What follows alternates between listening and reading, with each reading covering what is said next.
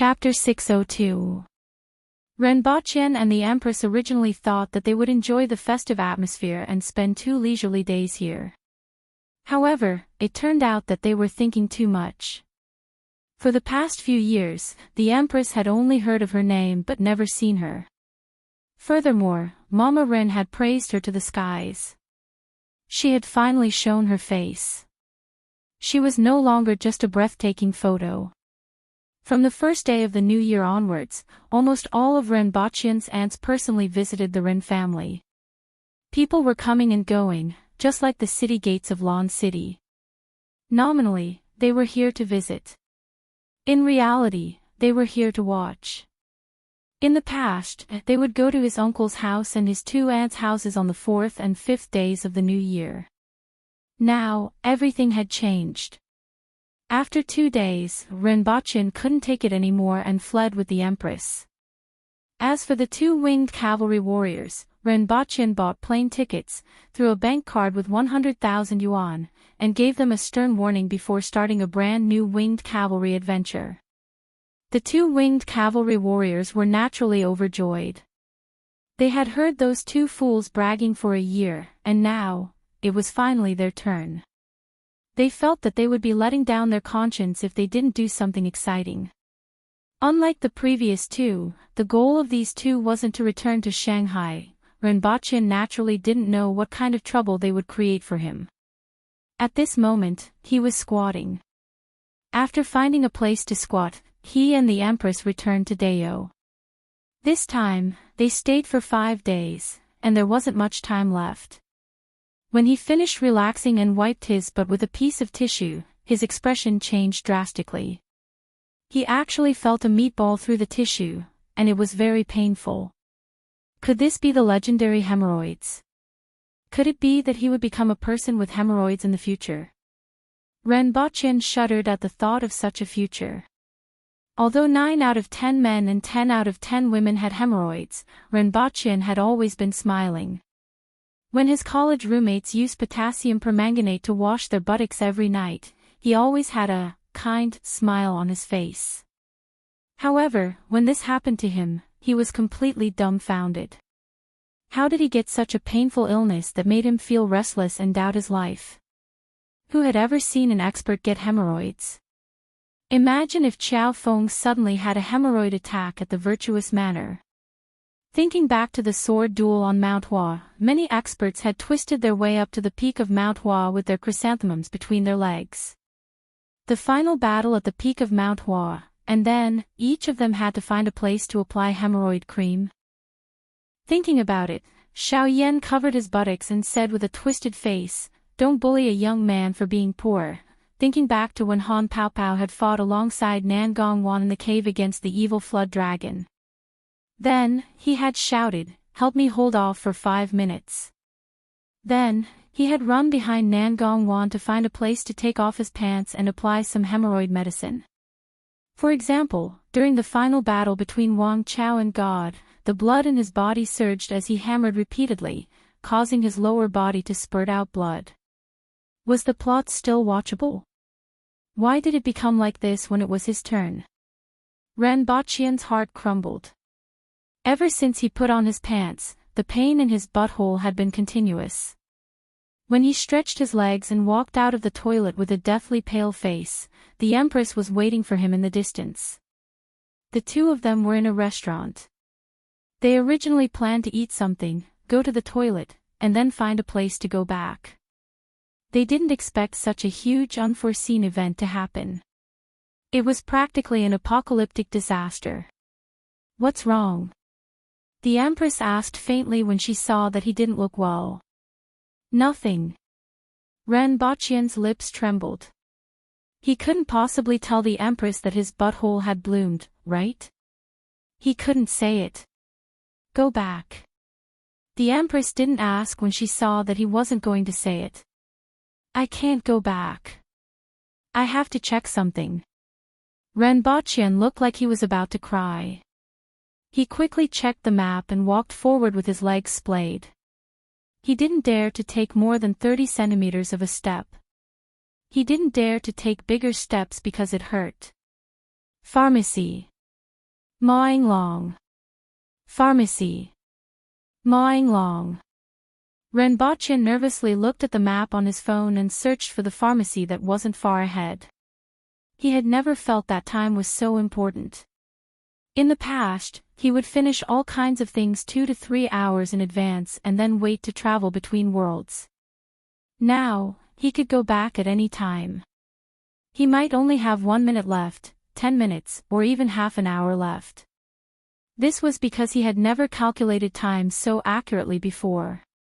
He had to race against time to buy hemorrhoid ointment from the pharmacy. He didn't even have time to go online to learn how to treat hemorrhoids. When he saw the pharmacy that he was looking for appear on the roadside a dozen meters ahead, he finally revealed an excited expression. He turned to look at the Empress and saw that she was silently following behind him. Seeing that Renbochin had turned around, the Empress looked at him with a puzzled expression and asked, "Why are you walking so strangely? Are you injured? What happened?" Renbochin squeezed out a dry smile and replied, "It's a small problem that will be solved soon." Following Renbochin's words, the air around him began to fluctuate rhythmically. The Empress immediately grabbed onto Renbochin's arm. When Renbochin realized that the scenery in front of him had changed, his face immediately changed. He didn't make it in time. He actually didn't buy hemorrhoid ointment. What exactly happened? The Empress squinted her eyes and asked. "It's really nothing serious. Your Majesty, you don't have to worry." Renbochin replied with a green face. "Why is it so strange all of a sudden?" The Empress was puzzled. Renbochin was fine just a moment ago, but he became like this after going to the toilet. It wasn't easy for him to fool the Empress. After bidding farewell, Renbochin walked back to where he came from. He wondered if there was a disease like hemorrhoids in this world. He wondered if the doctors would be able to treat it. After thinking about it, Renbochin wasn't sure. Looking at the guards behind him, Renbochin gritted his teeth and asked, "Sure who? Let me ask you something. Principal, what's the matter?" Sure who took 2 steps forward and asked. "Do you know what hemorrhoids are?" Renbochin looked embarrassed. "I only know aerosaurs." Sure whose face darkened. "Then do you know that the chrysanthemum is sick?" "What kind of flower is chrysanthemum?" "Forget it. It's fine." Renbochin sighed. When he returned to his room, he lay on the bed and started to toss and turn restlessly. It hurts. Tonight, he discovered many problems that he had never paid attention to before. For example, there were always people who said that the chrysanthemum would tighten. When would the chrysanthemum tighten? Renbochin had never paid attention to it before, but now he knew that it would happen when the chrysanthemum was loosening. Not only would it tighten once, but it would also tighten twice and thrice. Every time the chrysanthemum tightened, that feeling, that sour feeling, made Renbochin feel so much pain that he wanted to die. For example, coughing. Renbochin had never thought that the chrysanthemum would actually tighten when coughing. For example, when he stood up, did anyone know that the chrysanthemum would also tighten when standing up? This night, Renbochin experienced all of them. That night, he was half asleep and half awake. The next day, he woke up late, which was rare. He immediately asked the guards to give the students a day off. He felt that he had to go to the doctor's office. Chapter 603. Change a carriage. Renbochin looked at the 4-corned cow that the guards brought over and hesitated for a while, but he didn't have the courage to climb up. In the end, they switched to a large 4-wheeled ox cart and left the palace in a grandiose manner, heading towards the clinic. Renbochin was restless in the carriage. After a long bumpy ride, he finally arrived near the clinic, but the guards in front suddenly stopped. "Make way. This is Principal Ren's carriage. Stop glaring and make way." "What's going on?" Renbochin lifted the curtain and asked. Sir Tong and Sir Qin's guards are blocking the entrance of the clinic. Oh. Ren Baqian didn't expect them to be at the clinic. Fortunately, the carriage continued to move forward. Ren Baqian looked to both sides and saw 5 burly men glaring at him with murderous looks. Obviously, the murderous look wasn't directed at him but at another group of people. Since the relationship between the family heads wasn't good, the guards naturally tried to kill them with their glares.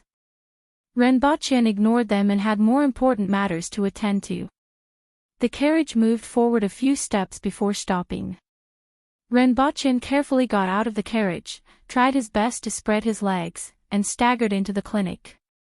"Sir, which doctor are you looking for?" Sure who asked. Ren Baqian stood rooted to the ground and pondered. How would he know which doctor to look for? He didn't even know if the clinic could treat this illness. How could he express the question he wanted to ask in a way that the other party could understand and not have too much of a reaction? Then, Ren Baqian heard Qin Chuan's wild laughter from the courtyard next door. "Old man, take a few steps if you have nothing to do." "I'm naturally fine." Tong Jingye snorted. "Your steps are like those of a great Xia woman. Minister Tong of the Ministry of Works." Ha ha ha ha. Qin Chuan burst into laughter. If you are fine, take a few steps if you have nothing to do." Tong Jingye immediately retorted. "I'm naturally fine. Take a few steps.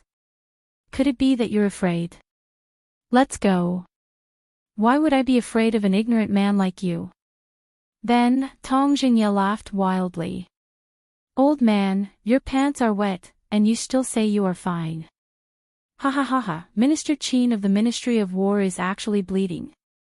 This old man was only hit by 1 arrow." Qin Chuan snorted. "An arrow in the buttocks." Tong Jinye's laughter could even be heard from outside the courtyard. "Bah, how much better can you be? If you're not convinced, then let's spar." Qin Chuan said angrily. "How can you compete in your current state?" Tong Jinye continued to burst into laughter. "Let's run from here to the city gate and back." "Do you dare?" Tong Jinye pondered for a moment and said, "Why should I compete with an ignorant man like you whose pants are drenched in blood? I'm ashamed to be associated with you."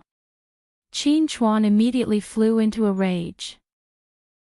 Ren Baqian then heard the sound of punches and kicks coming from the courtyard next door. Ren Baqian's face was bright and full of expression. Just now, the conversation between the two of them made him think of a possibility. Could it be that these 2 old fellows were suffering from hemorrhoids at the same time? Ren Baqian gestured to the guard and tiptoed into the courtyard to take a look. Even though the 2 of them were punching and kicking, their movements were very strange. It was obvious that they didn't dare to use too much strength and didn't even dare to make any big movements. If they made any big movements, they would grimace in pain. Ren Baqian felt that this possibility was even greater. Looking at their movements, he could imagine what kind of pain they were experiencing. It was simply too familiar. "Shut up." The door of a room in the courtyard opened, and an old man with white hair and beard glared at the 2 of them. "Both of you stay there obediently." He didn't seem to care about the status of the 2 of them. It could be said that there weren't many people in the imperial court who had a higher status than them. Tong Jinye and Qin Chuan immediately stood at the side and stared at each other, but they were very obedient. "Principal Ren, you have been watching for a long time. What are you here for?" Ren Baqian suddenly heard Qin Chuan's malicious voice. I just have nothing to do." Ren Baqian laughed and revealed himself as he strolled. Qin Chuan and Tong Jinye immediately focused their attention on Ren Baqian's movements. "Speaking of which, I haven't been to this clinic for a long time. The air here is still good." Ren Baqian laughed and turned to leave. He was afraid that these 2 old bastards would know what was wrong with him. Since they knew which courtyard it was, things would be easy. He could just come back later. "Since you are here, just wait there quietly. I don't have the mood to suffer from the same illness several times. The old man in the courtyard glanced at Rinpoche, observed his walking posture, and then said faintly, "I'm really fine." Rinpoche turned around and smiled. "This is actually a misunderstanding. In that case, don't look for me later. I'm going out to gather herbs," the old man immediately said. Rinpoche thought about it. Was treatment more important or his reputation more important? No matter how he thought about it, he felt that his reputation was more important, but he just couldn't take a step forward. Looking at the old man's attitude toward Tong Jinye and Qin Chuan and their reactions, Rinpoche really believed that the old man wouldn't care about him. Then, the scene became the two people in the courtyard and the one at the door. The three of them stared at each other. "I didn't expect both of you to be here at the same time." Rinpoche laughed and tried to resolve the awkward atmosphere. "I also didn't expect Sir Ren to appear here." Qin Chuan's eyes were like copper bells as he laughed mischievously. He still remembered what happened last time. The thing that Rinpoche took out made him want to die for a period of time. "Sir Ren and I have always been fated. Tonight, let's go to Misty Cloud Restaurant and have 3 big bowls of wine." Tong Jinye immediately tried to rope in his comrade. "I have booked Misty Cloud Restaurant today. Old man, you should wait for me to leave before drinking the leftovers." Qin Chuan immediately turned his head and sneered. "Old man, your buttocks are still bleeding. Do you want to die Misty Cloud Restaurant with blood? I'm afraid that in the next year, all the brothels in Lon City will spread the story of the Minister of War." Tong Jinye's gaze didn't leave Qin Chuan's lower body like a knife. "It's just a small arrow wound." Qin Chuan didn't seem to care. "I wonder which expert shot your buttocks with an arrow. I have to treat him to a good drink." Tong Jinye retorted sarcastically. "If you have nothing to do, why don't you take a few steps and take a look?" Qin Chuan didn't show any mercy with his words. Rinpoche sighed and watched the two of them bickering. He felt that he was unlucky. Firstly, he was unlucky to have contracted this illness. Secondly, he was unlucky to have met these two fellows.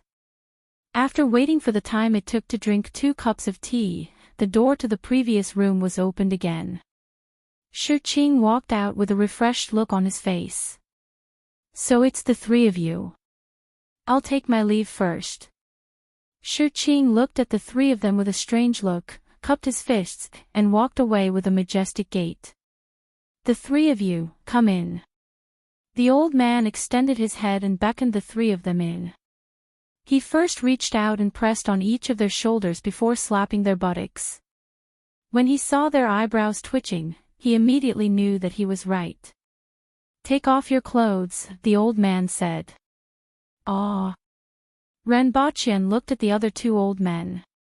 Even though he had been to public bathhouses since he was young, he couldn't face these 2 old men openly in the same room. "The 3 of you, go inside." The old man pointed inside. Rinpoche then noticed that there were actually a few areas separated by cloth. The 3 of them each found a place and started to take off their clothes. The old man called out from outside, "Zhongqing, bring 3 basins of ice water over." Then, he stretched his head to see that the 3 of them were naked and said, "Stand upside down with both hands on the ground." Rinpoche was now at the mercy of others. He stood upside down with both hands on the ground and muttered in his heart whether this old man was reliable or not. Not long after, someone came in. Then, a basin of ice water was poured on Rinpoche's body. Rinpoche's body immediately quivered. It was really ice water. Rinpoche could feel the ice shards hitting his body. The temperature was definitely below 10 degrees Celsius. He immediately let out a strange cry and somersaulted in the air before landing on the ground. Then, his heart tightened. However, he realized that the pain he expected didn't come. There was only a very slight pain, and it wasn't a big deal. He reached out and touched it. It was gone. Was it all right? It was stimulated by the ice water just now and shrank back. After a while, the three of them cupped their fists and expressed their gratitude in a refreshed manner. Before Rinpoche went out, he scanned the ground and found 4 empty basins on the ground. After leaving the courtyard, Tong Jingye waved at Rinpoche with a relaxed expression and said, "Sir Ren, that old man is pitiful. I won't fight with him today. Tomorrow, I'll treat you to a meal at Yenyun restaurant." Humph. Qin Chuan walked over to Tong Jingye in high spirits and called for his followers to ride away. His wild laughter could still be heard from afar. Chapter 604. Where's Rinpoche?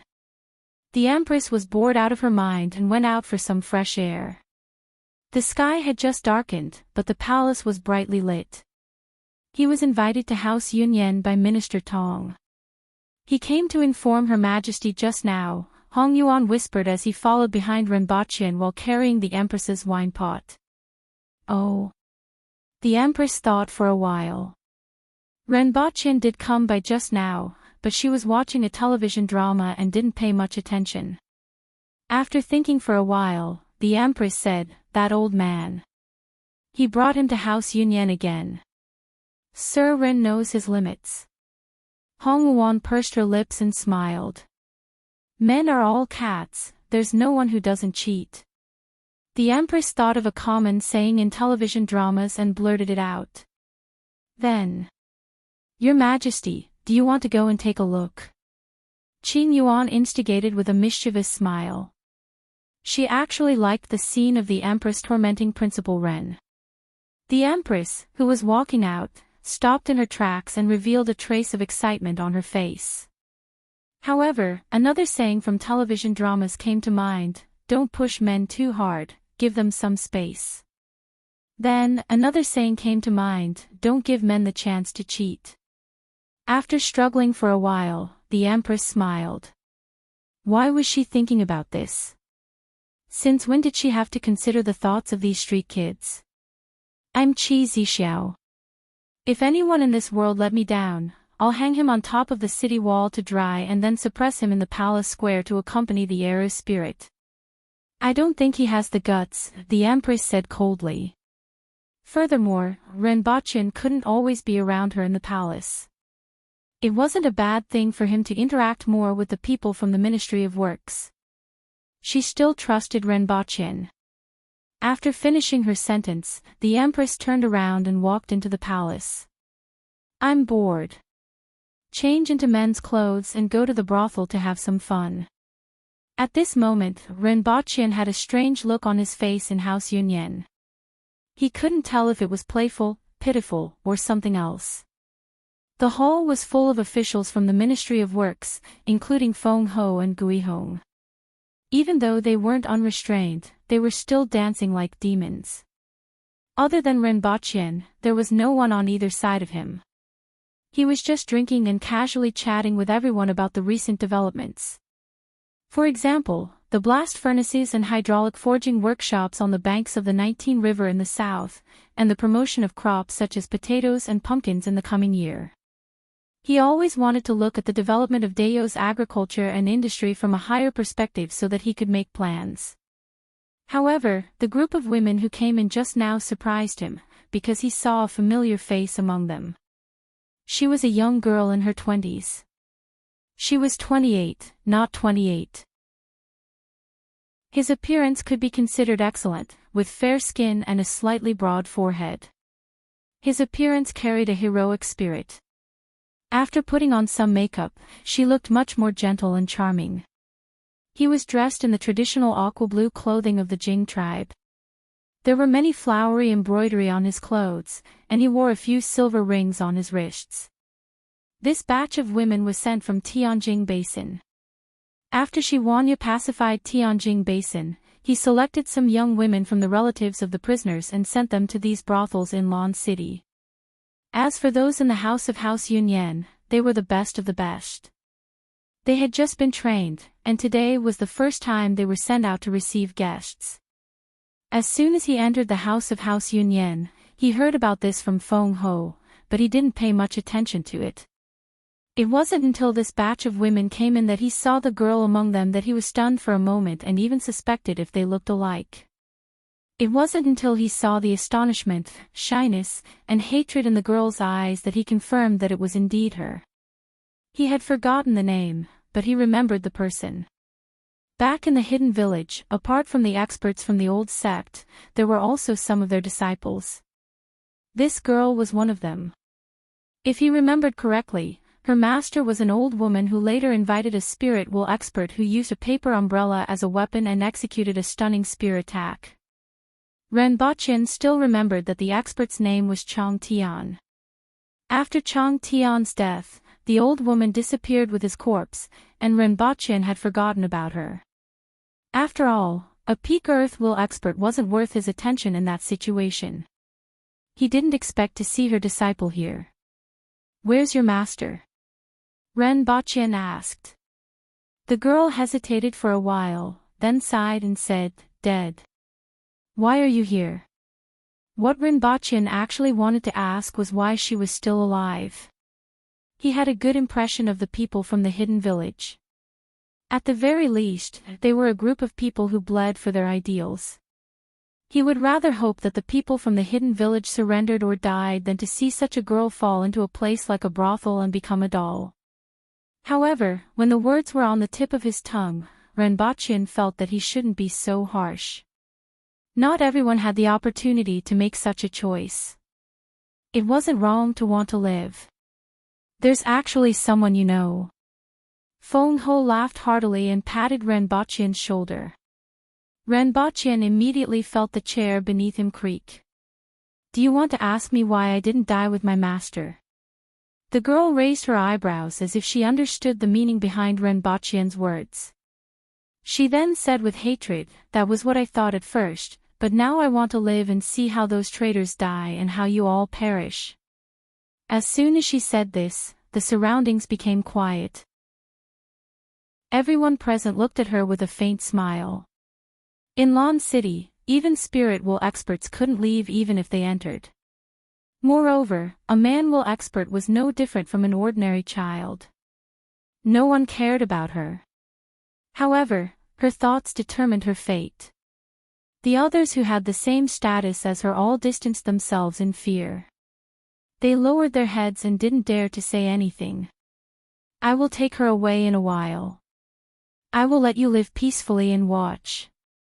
Feng Ho smiled and decided the girl's fate with one sentence. "If you want to live, you shouldn't say such words. Do you still want to die? Or is your heart wavering between living in humiliation and death?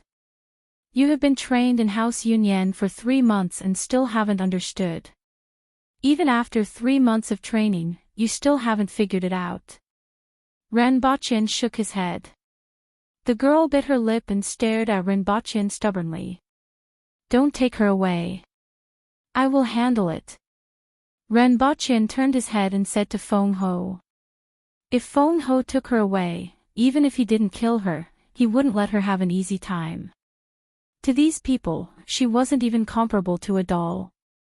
If her legs were to be chopped off and tied up in the courtyard, she might as well be killed. "If Her Majesty finds out, I'm afraid you will be in trouble." Feng Ho laughed. "Her Majesty won't care about such a small matter." Renbochin waved his hand and asked the guards to take the girl to another room. In one of the rooms, Xing Rong, who was missing an arm and an eye, was sitting. "The principal of Black Bamboo Academy, Renbochin, is here. This time, he wants to take away someone who seems to be an acquaintance," a man with a crippled body said from below. "He is here again." Xing Rong frowned. The last time he was here, half of House Yunyan was almost demolished. Minister Tong again. After thinking about it, only Tong Zhenye was fearless enough to invite him to the brothel. Yes. He wants the person, sure, but he has to leave the money behind.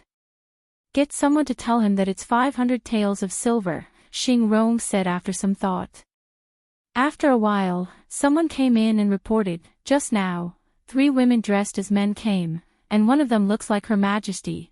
Xing Rong's face darkened when he heard this. Why is Her Majesty here again? Chapter 605. Xing Rong thought for a while and said, regardless of whether she is Her Majesty or not, treat her as an ordinary guest. He was almost certain that the other party was Her Majesty. The last time Renbochin came to House Yunyan, it was Her Majesty who came to make trouble. This time, Renbochin was followed by a woman dressed as a man who looked like Her Majesty. There was no doubt about it. They want to go to House Yunyan. Let them go. Let them go wherever they want to go. After a while, another report came in and said, they chose the upper hall next to Minister Tong. They also want girls. Xing Rong stroked his head with his remaining hand and said, serve them good wine and food. Also, find a few girls who know etiquette and propriety. After his subordinate left, Xing Rong sighed. He was exhausted. He wasn't tired at first, but now he was. Sir, Minister Qin has brought some people to House Yunyan and wants to go to the Cloud Hall next to Minister Tong, someone reported shortly after. Xing Rong rubbed his nose. Normally, he wouldn't be willing to go because Qin Chuan and Tong Jingye would definitely fight if they met. However, it didn't matter today. There was someone more powerful upstairs. As long as he didn't anger that person, the others could do whatever they wanted.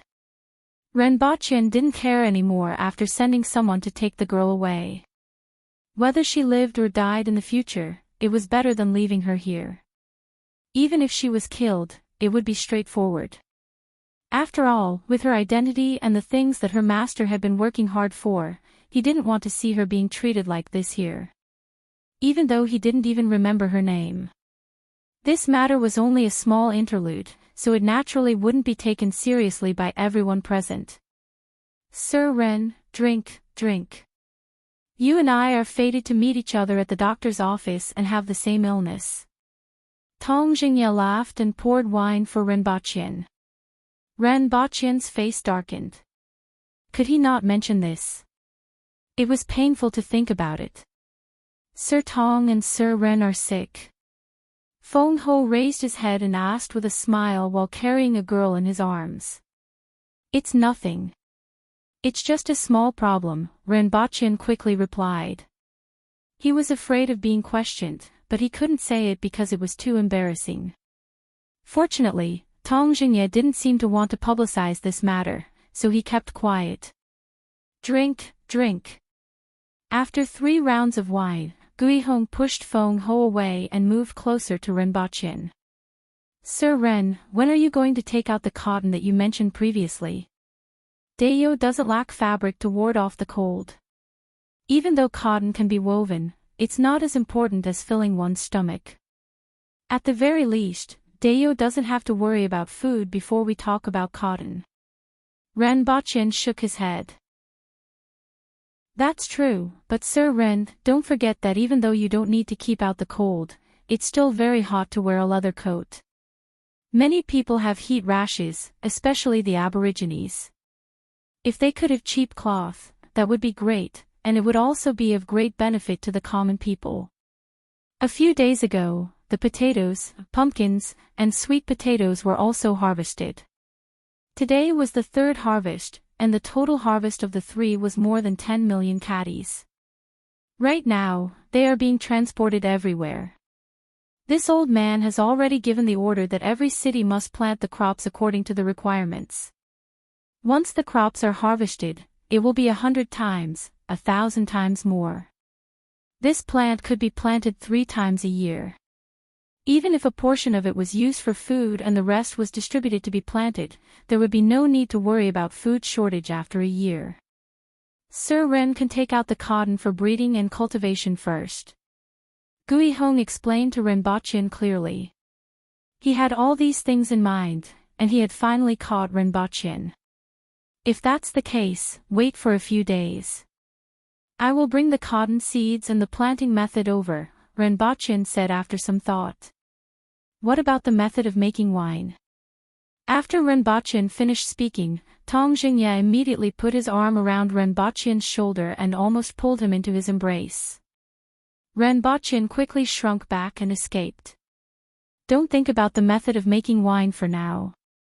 It won't be too late to talk about it when the imperial family has enough food to make wine at will, Renbochin immediately said. That ballista made of springs last time isn't bad either. Feng Ho looked over. Renbochin's face darkened. It wasn't easy to drink with them. Don't even think about it. Even if I told you, you wouldn't be able to make it, and even if you did, you wouldn't be able to use it. Moreover, the front line is doing well now.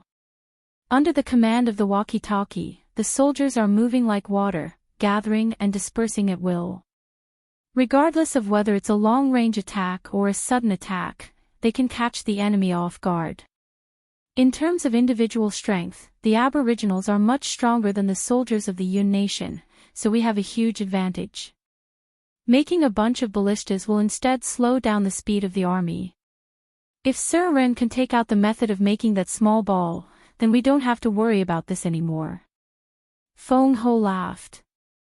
The Ministry of Works had been coveting the method of making grenades for a long time. Unfortunately, Renbochin had already said that it couldn't be made. They still believed what he said. Have you found the rubber that I want? Renbochin turned his head and looked over. I have news that there is something similar to what you mentioned near the border of the Qin nation. I have already sent someone to retrieve it. However, even with Her Majesty's order, you can't monopolize this thing, Tong Jingye said. This thing is very useful. Let's see if it meets the requirements first. If it's the kind that I want, it can make a lot of useful things, Renbochin said. Rubber had a wide range of uses, and it wasn't only used for hot air balloons. It could be used for sealing, shock absorption, manufacturing, and many other things. Regardless of its usefulness or value, it could be said to be huge. When the time came, it would be a small matter to give some things to the Ministry of Works. For example, rubber tires and shock absorption for carriages. Although these things could make money, they weren't important to him. However, they were very useful to the Ministry of Works and could be handed over. He could also use rubber as an insulator to wrap the electric wires. As long as there were electric wires, more aspects could be put on the agenda. Good, good, good. Principal Ren is indeed not a stingy person. Tong Jingye immediately laughed. As long as it was something that Renbochin had, it would be very useful. Good job, Sir Qin. Give us another jar. Suddenly, a burst of laughter and jeering came from next door. Tong Jingye's laughter immediately stopped, and his eyebrows raised. It's Lian Liang from the Department of War, Feng Ho said as his ears twitched. Let's drink and ignore them. Tong Jingye's expression relaxed slightly. He could naturally tell that it was someone from the Ministry of War. However, he had important matters to discuss today and wasn't in the mood to care about them. In fact, Tong Jingye wanted to ask Renbochin about those street lamps in the palace, but Her Majesty didn't explain. The officials were speculating non-stop, and someone had to come out and say something. Although they could suppress it, they couldn't suppress the situation for a while. Even the ministers of the 6 ministries had some complaints. In other words, on account of their past friendship, he wanted to warn Renbochin. No matter what, he shouldn't let Her Majesty be too extravagant. This way, Renbochin could stand firm. Otherwise, no matter how much Her Majesty liked him, there would be trouble sooner or later if she criticized him too much. How did the Han nation fall back then? Why did the Aboriginals rebel? If it weren't for the Han nation's emperor's extravagance and dissipation, would there have been such a thing? These people hadn't forgotten. This was his main purpose this time. Bang! Bang! Bang! The sound of someone smashing the wall came from next door, causing Tong Jingye's eyes to bulge like copper bells. His eyes were overflowing with murderous intent. Chapter 606. Ha ha ha, Sir Qin is still as good as ever. I'll let you see if my knife is still sharp. The wild laughter from next door caused the entire house Yunyan to tremble. In particular, he didn't know which bastard was laughing maniacally and hammering the wall. Renbochin watched as the dust from the beam fell into his cup. Tong Jingye's face darkened at first, then he restrained himself and shouted, "Drink, chop people with a big knife, drink in big mouthfuls, and sing loudly. This is what an aboriginal man should be like." Sir Tong is right. Feng Ho was the first to respond. He was practically shouting at the top of his lungs. Then, the voices in the hall suddenly became louder. Gui Hong was banging on the table, and Renbochin saw that the stone slabs under the table had cracked. The entire room was filled with the cries of a few boorish men, and even the voices of the women couldn't be heard. The voices from next door first stopped, then suddenly became enthusiastic, once again suppressing the voices of Tong Jingye and the others. How could Tong Jingye tolerate this? His expression didn't change, and his voice was raised again. Ha ha ha ha ha. The voices of the people from the Ministry of Works increased by 5 decibels. Ha ha ha ha ha.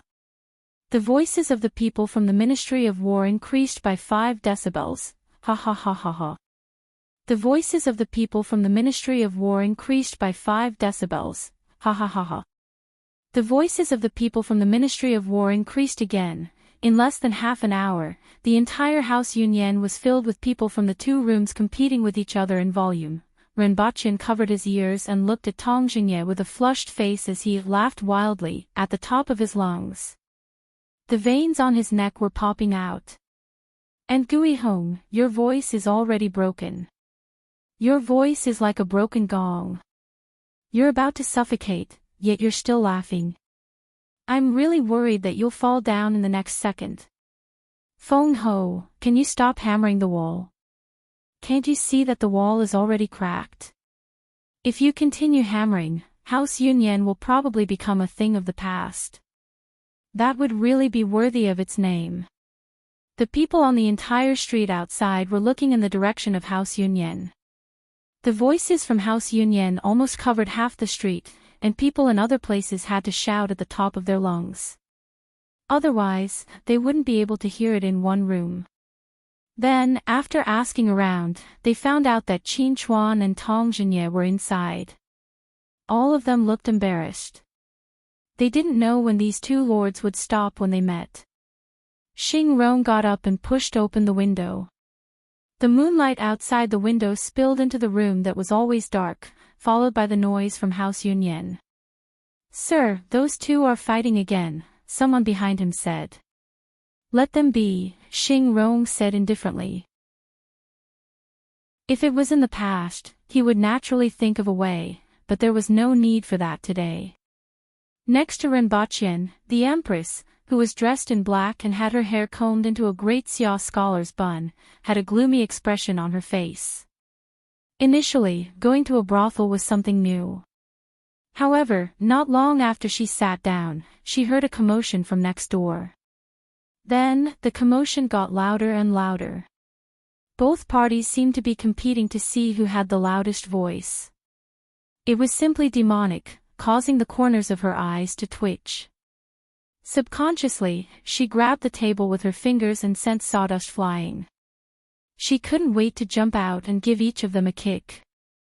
However, after thinking that she was seeking pleasure and visiting incognito, the Empress endured it. However, her expression remained very ugly. Beside the Empress, there were 2 smiling ladies with outstanding temperaments accompanying her. However, the 2 of them couldn't smile anymore. They wanted to cover their ears a few times, but they didn't dare to. Not far from the Empress, Qing Yuan and Hong Yuan, who were dressed up as charming young men, had been taking advantage of the young lady beside them ever since they entered the room. That young lady didn't seem to mind. Instead, her eyes were filled with amusement. Even without a discerning eye, one could tell that these 3 charming young men were women dressed up as men. In Lawn City, when one opened the window and looked into the room, one would see burly men everywhere. Where did these three charming young men come from? In particular, these two smelled of cosmetics. At this moment, Qing Yuan stopped her groping, turned to the Empress, and said, "Young master, it's too noisy." The Empress raised her eyebrows and used her eyes to ask, "What are you talking about?" Qing Yuan replied, "It's too noisy." The Empress replied, "I can't hear you." Hong Wuan looked at the two of them and asked, "What are you talking about?" The Empress and Qing Yuan looked at Hong Wuan and used their eyes to ask, "What did you say?" Boom! The wall that had been continuously destroyed by Feng Ho was finally broken. The people at the two tables in the two halls looked at each other. "So, it's the old man here," Tong Zhengye and Qin Chuan said in unison. "Old man, who are you talking about?" Tong Zhengye repeated the same trick. "Old man, you."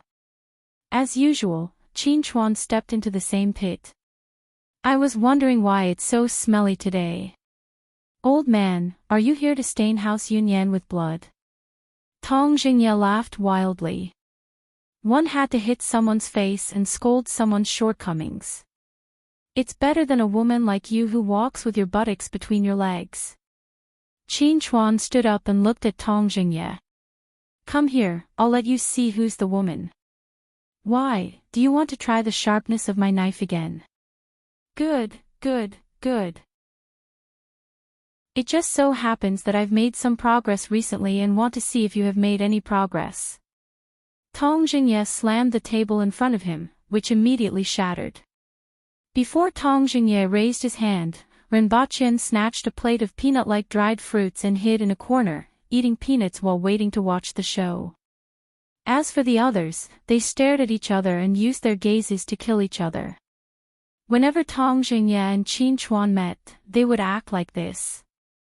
It was as if they were fighting cocks, and the relationship between the two departments wasn't good.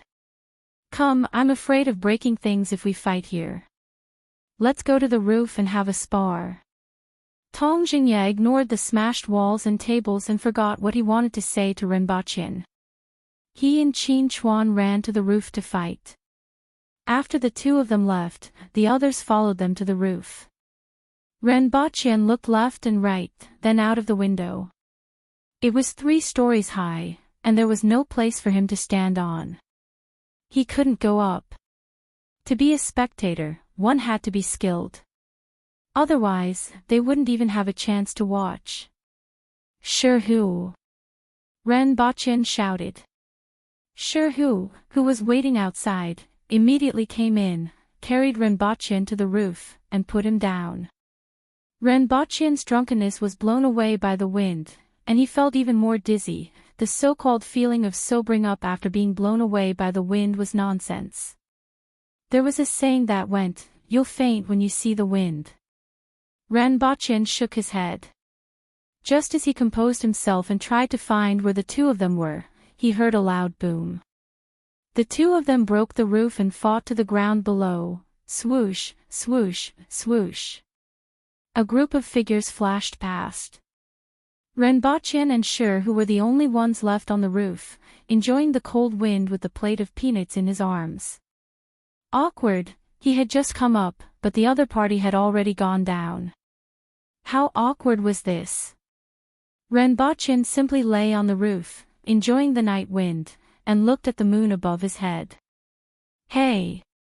Sure, don't you think that thing on the big moon looks like an eye?" Renbaqian asked drunkenly after looking at it for a long time. At this time, there was a red moon and a much smaller moon hanging high in the sky. In the center of the red moon, there was something that looked like an eye, as if it was watching everyone who was looking at the sky. However, this wasn't something that could be seen all the time. The last time Renbaqian saw it was a long time ago, and he had forgotten about it after not seeing it again. Now, he suddenly saw it again on this night. Boom! Boom! Tong Jingye and Qin Chuan suddenly flew out of the house Yunyan and disappeared into the night. The entire House Yunyan was shaking and creaking as if it was about to collapse. "Sir, be careful." Shi Hu's expression suddenly changed. He grabbed Renbachyan and was about to run. Boom! Crash! House Yunyan let out a creaking sound that made people's teeth ache and suddenly collapsed. After a cloud of dust, the people from the Ministry of Works and the Ministry of War landed in the courtyard obediently. "Your Majesty." Just now, when Tong Jingya and Qin Chuan were fighting, they broke through the wall and went into another hall. When they saw the few people in the hall, everyone was dumbfounded. No one expected the Empress to be here. The Empress's face darkened as she kicked each of them out. Looking at the crowd at this moment, the Empress snorted and disappeared into the moonlight in a flash. After the Empress left, everyone heaved a sigh of relief. "Why is Her Majesty here?" Feng Ho sighed. "To catch an adulterous couple." Gui Hong hit the nail on the head. "Where's Principal Ren?" "I didn't see him." "Don't tell me he saw Her Majesty hiding." "Pfft. I'm here." Renbachyan crawled out of the ruins with his face covered in dirt. It was still the same room.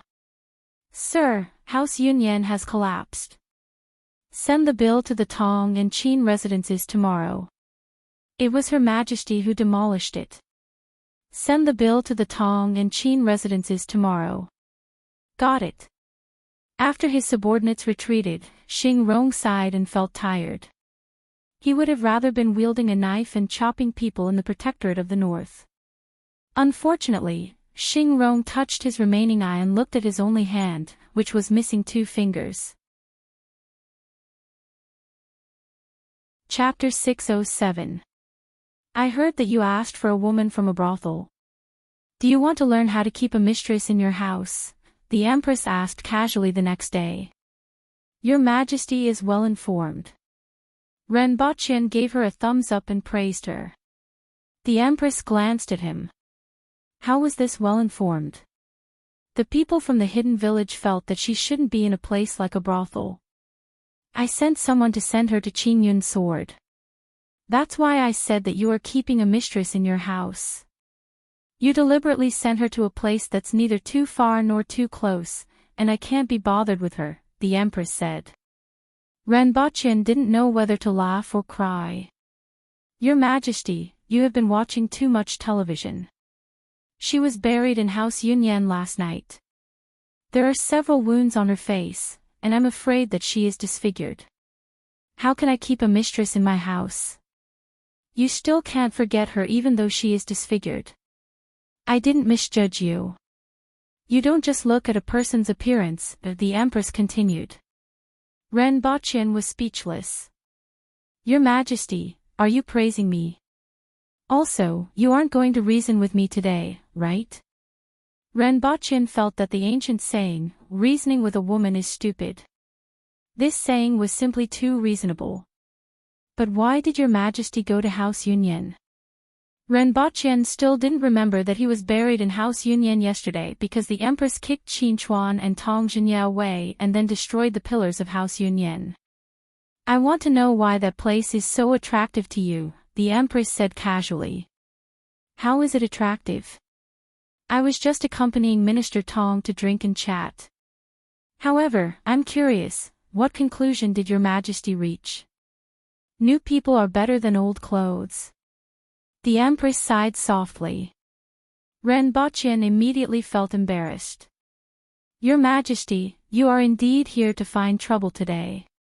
Also, is it appropriate to say such words with such a cold and aloof face? Your Majesty, even if you want to pretend to be a resentful woman, you don't look like one. He immediately cautiously said, Your Majesty, let's watch less television in the future and deal more with court affairs. The Empress immediately raised her eyebrows and squinted at him. You will get beaten up. Your Majesty, violence can't solve any problems. Renbachyan said righteously. But it can solve the problem of the person. The Empress sneered. Renbachyan thought about it and sighed. Your Majesty, you are right. The Water Empress was satisfied. She glanced at him and said softly, if you can defeat me, I will listen to you. Then, he became cold again. But you can't beat me, so listen to me. Renbochin, what can I say? Your Majesty is far-sighted and wise. You can see through the surface and see the core. You are indeed extraordinary. Cut it out. The Empress snorted softly. It was quite fun to bully Renbochin when he had nothing to do. Then, he got down to business. The auxiliary troops have already started to head back and have just left the Yun nation. This time, they brought back a lot of things they had plundered from various cities. There was also a batch of captives, about 100,000 people. It is estimated that we will reach Lan City in a month. Renbochin's spirits were lifted. The Aboriginals weren't like the other nations or ancient China. They didn't have auxiliary armies. The auxiliary army that the Empress mentioned was the militia. Previously, many militias were transferred from various cities to the Yun nation to transport the looted supplies after the city was breached. These supplies were used to transfuse Dao's blood with Dao. These were the supplies that were being transported this time. At the same time, the large batch of captives was also very important, especially for the expansion of the cement and brick factories, as well as the construction of roads. I will discuss this with Sir Tong. Go and meet Tu Wan. The provisions that these people need will also have to be transported from the Ministry of Revenue, the Empress said. Understood. Renbochin nodded. In the past, the Empress would directly issue orders for such matters, but now, she was letting Renbochin coordinate it himself. This was probably a change. Although it seemed more troublesome, it also meant that Renbochin wasn't completely relying on the Empress anymore. That day, Renbochin wasn't in a hurry to do anything and first went back to Earth. The others were in the villa, and only the 2 winged cavalry warriors hadn't returned yet. It had been 12 days, and even the Lantern Festival was almost over. There were still no traces of these 2 people. Renbochin called Yang Sen and calmly asked, Minister Yang, 2 of my subordinates have gone missing. Have you found them? Yang Sen had been waiting for this call, but he almost vomited blood when he heard the content of the call. Your subordinates are missing. Have we found them? Who would dare to find your bear-like subordinates? Also, why did you look for us first when you lost your subordinates? Why do you lose your subordinates every year? Do you think this is a kindergarten? Yang Sen gritted his teeth and asked. Ha ha ha, I'm just afraid of causing you trouble. Renbochin laughed. If you don't want to cause us trouble, don't let your people run around. Yang Sen gulped down his tea on the other end of the call. After the call, Renbochin was a little speechless. The last time, the 2 winged cavalry warriors went to Third Fatty's place. This time, the 2 winged cavalry warriors seemed to have studied the route in advance. They actually followed the previous route and ran all the way to Nan Dynasty. Then, there was still chaos along the way. The last time, the 2 winged cavalry warriors destroyed a few drug dens and baths, causing the entire city to be wiped out by the police. Those who were lucky enough to escape weren't able to escape this time. After being tossed around by the winged cavalry and then being wiped out by the police, the 3 cities along the route were really cleaned up. When Renbochin made the call, Yang Sen was also having a headache because the 2 winged cavalry warriors were wanted by the police in Nan Dynasty and were on the run. Even if Renbochin didn't make the call, Yang Sen had to find a way to get these 2 people back. The nation would never allow them to fall into foreign hands. After all, the stakes were too high. Even a little bit of information would be a huge loss. However, these 2 people weren't dolls and wouldn't be manipulated by others. The personnel outside tried to contact them several times, but they couldn't even touch their shadows. With the strength of the winged cavalry warriors and their understanding of Earth over the past year, it was like fish in the sea when they were scattered into the city. It was really too difficult to catch them. As a last resort, Renbochin sent 2 more people to Yongsen to help bring the 2 people back. Renbochin personally sent the 2 winged cavalry warriors to the Messier 87 department and replaced them with 2 more. Of course, he couldn't let go of such an opportunity to go out and broaden his horizons. Renbochin tried his best to let each of the winged cavalry warriors have a better understanding of Earth. If they were still at the novice learning stage in the past, they should be out of the novice village now. Director Yang, I'll have to trouble you this time. These 2 people will follow you. With them around, you should be able to find those 2 people, Renbochin said as he brought the 2 people to the Messier 87 department. He was very confident that these winged cavalry warriors had lived together for a long time and had a good understanding of other people's thoughts and habits. Furthermore, these 2 were good at tracking in the mountains. Although the mountains weren't quite the same as the cities, there were certain similarities. Xiongzhan. Xionging. Renbochin said. Lady boss, what's the matter? The 2 men, who were 1.8 meters tall and weighed more than 150 kilograms, had ferocious faces, but looked somewhat similar, and were laughing and joking. The next second, Renbochin's foot landed on their legs. It's second boss. Do whatever others say these days. Don't get into trouble and bring those 2 bastards back. Renbochin said. Although he knew that these 2 definitely wouldn't behave themselves, he still had to put on an act. Chapter 608. We'll set off tomorrow morning. I'll arrange a room for you to rest later. If you have any requests, feel free to let me know. After Renbochin left, Yongsen looked at the 2 burly men in front of him. Even though this wasn't his first time seeing them, Yongsen could still feel the pressure from them. It wasn't because of their identities, but because of their strength. Just like ordinary people facing tigers and other wild beasts at close range, they would always be somewhat frightened. However, Yongsen concealed it very well, and no one could see it. Can I let you know if I have any requests? Xiongzhan looked down at Yongsen, who was sitting behind the table. Yes, as long as it's within my capabilities. Yongsen smiled. He actually hoped to build a good relationship with these people. Although it seemed very difficult at the moment, there was always a way. Xiongzhan and Xionging looked at each other and laughed. You're a good person. Of course. Yongsen smiled.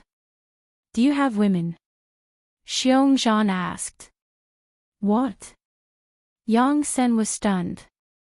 Women. I haven't seen a woman for more than a year. Xiongzhan said seriously. Yongsen's face darkened.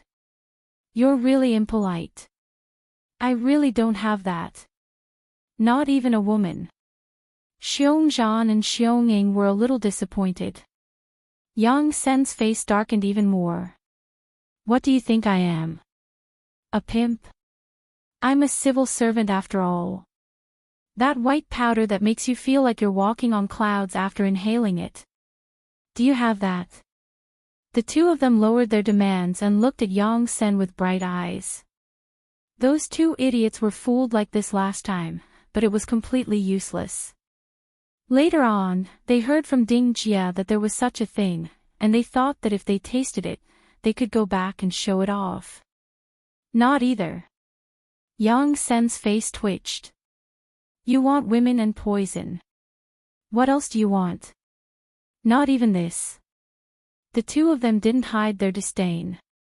If you don't have this and that, what else do you want us to mention? Yongsen was completely speechless. Did I ask you to mention these things? Can't you make some normal demands? For example, good wine and meat. Then there should be good wine and meat, right?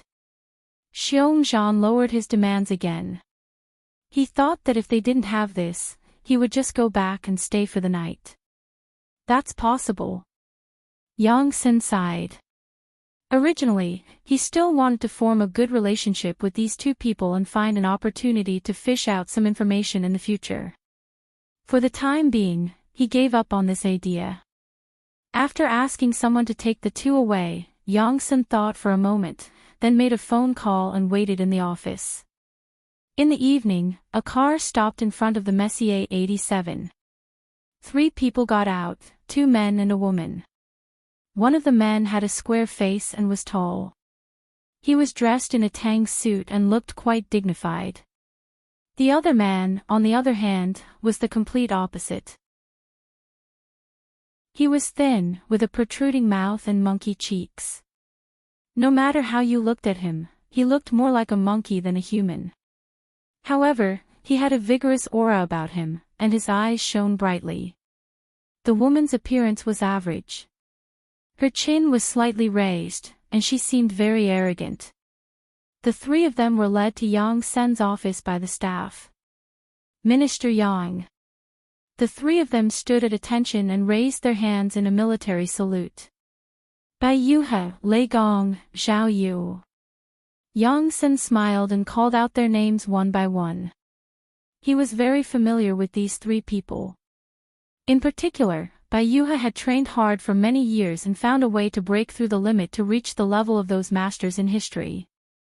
Unfortunately, he had already provided the secret manuals to the nation, and a group of people had already reached the manual level.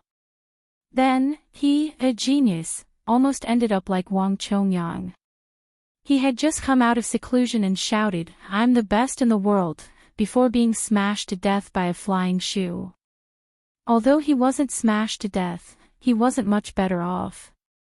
He had spent so much energy thinking that he had become the best in the world.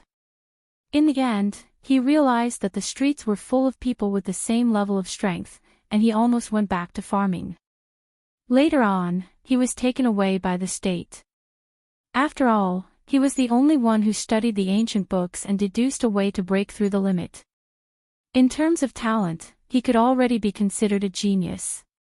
After coming into contact with the secret manuals, he lived up to his expectations. In a short period of time, his strength was once again increased by a notch and he deduced many things from the secret manuals. Now, he was already the best among that batch of practitioners. As for the other 2, they weren't even 30 years old yet. Their strength was even more outstanding, and they were also highly valued candidates. I don't know if the higher-ups have explained it to you. Let me explain it to you again. Take a seat first. Didn't you guys always want to see experts who are more powerful than you? This time, you have a chance. Yang-sen's words made the eyes of the 3 of them light up. But, don't provoke them, Yang-sen quickly said. How could that be? Lin Yu's eyes turned as she smiled. Who exactly are they? They are actually more powerful than Big Head Bai. I want to see. Bai Yuhe wasn't angry when he was called Big Head Bai. His face was calm as he waited for Yang-sen's reply. They come from the same source as your secret manuals. They come from a secret place. Yang-sen warned, don't provoke them. You guys aren't on the same level as them. Furthermore, they are very murderous and have a special status. If you guys have a conflict with them, it will be very difficult for me to protect you. It's not that I can't protect you, but it's too late. Based on my observation, they are different from you guys. They don't have many restrictions and have a lawless temperament. Before I want to protect you guys will die. So powerful. Bai Yuhe was astonished. More powerful than you think. Do you remember how the levels are divided? Man wheel, earth wheel, and spirit wheel. This is how they divide them. The secret manuals that you guys have learned are also divided like this. According to the division, you guys are all man will experts, and these 2 are earth will experts. Are there really earth will experts? Bai Yuhe looked solemn. Otherwise, where did those secret manuals come from? Yang-sen asked. Seeing that they were about to ask, he waved his hand and said, don't ask too much. When the opportunity is right in the future, you guys will know. Remember, everything related to them is confidential. In the future, besides reporting to me and Lieutenant General Shin Ning, you guys are not allowed to divulge anything.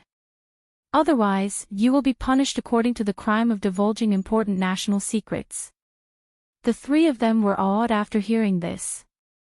Yang-sen then took out 3 books and handed them over. These are the things that you need to take note of for this mission. Go back and take a look.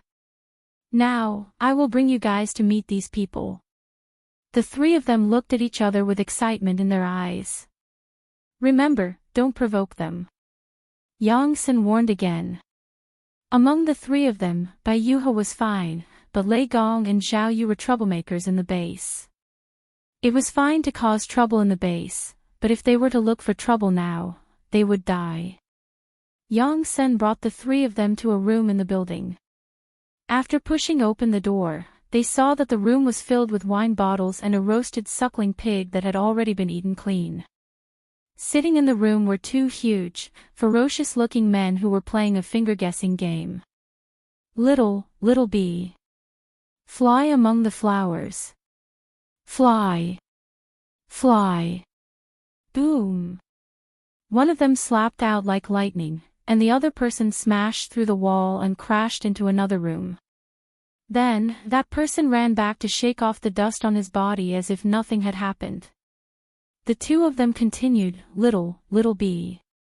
Fly among the flowers. Fly. Boom. This time, the other person was sent flying. This time, he flew even further away. The sound of the slap on the face was simply painful. The 4 people at the door stood there with an embarrassed look on their faces. Looking at the walls on both sides, they had long been removed. The walls of the rooms next to each other had also been removed. At a glance, they could see 3 or 4 rooms. Chapter 609. One look was enough to tell how strong these 2 people were. Although they couldn't see the bottom, they knew they were definitely stronger than them. And they were several stories taller than the building. With that speed, a slap would be as fast as lightning. And their ability to resist attacks was even better than a tortoise's. It wasn't impossible for them to punch through a wall. But that was finger-guessing. It was impossible to send a person flying through several layers of walls with a slap. Could they afford to play with the things they were playing with? One slap and their brains would probably be smashed. When Lei Gong and the others saw the game the 2 were playing, they knew they couldn't afford to play, so they all quieted down.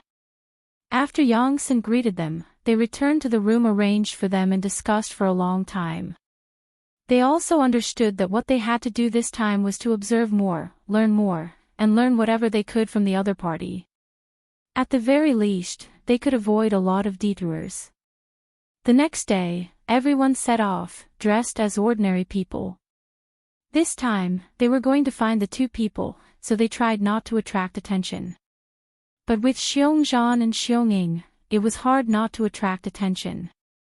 The 2 of them were like fireflies in the dark, or a pile of shit on the road. It was hard not to see them. At the airport, a girl in her early 20s curiously sized up the 2 of them. As a result, when Xiongzhan looked over, she was shocked and quickly grabbed her male companion's hand. Oppa! The man looked at Xiongzhan and Xionging, then quickly pulled the girl away. That sissy is her father. Xiongzhan said with a serious face. I heard it too. It doesn't look like it. They look about the same age. Xionging glanced at the 2 of them. Maybe he ate a treasure like the jade embryo, Xiongzhan continued. Then what are we waiting for? Snatch it. When we go back and present it to Her Majesty, we'll be promoted by at least 3 ranks.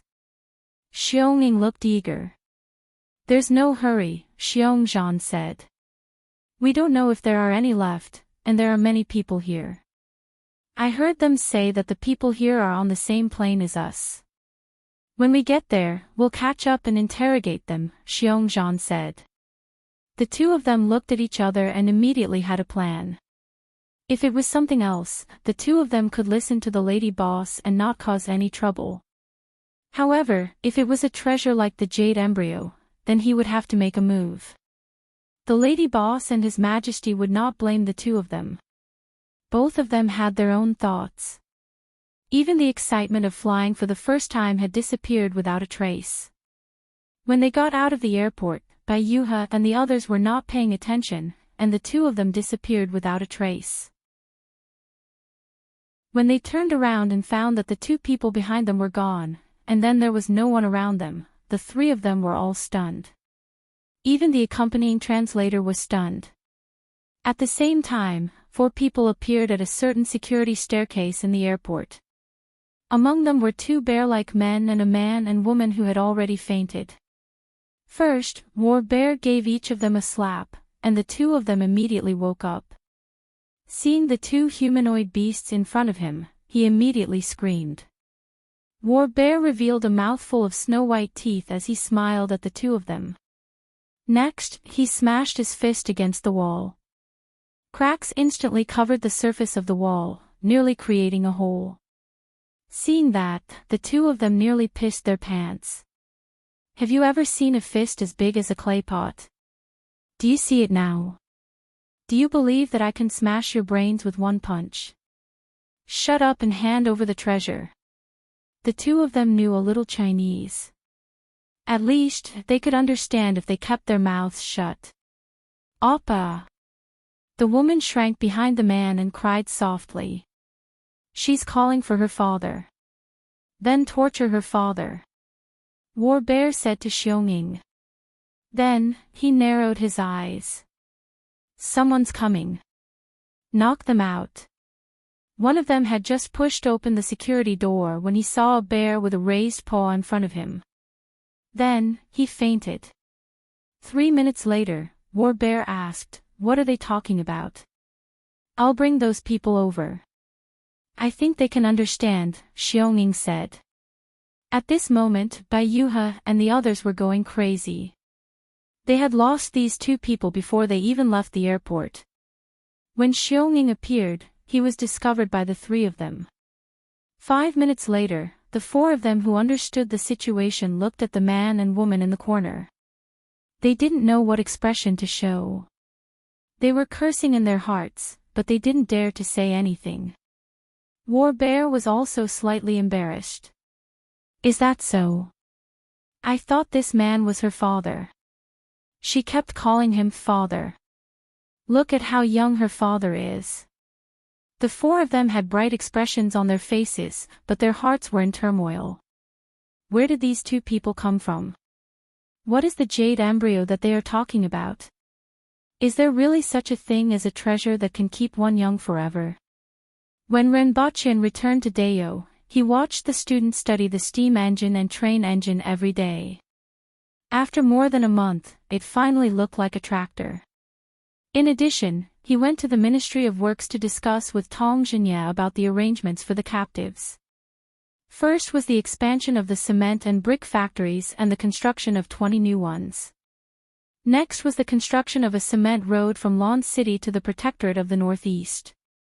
With the cement road and rubber tires, the transportation speed would be greatly increased in a short period of time.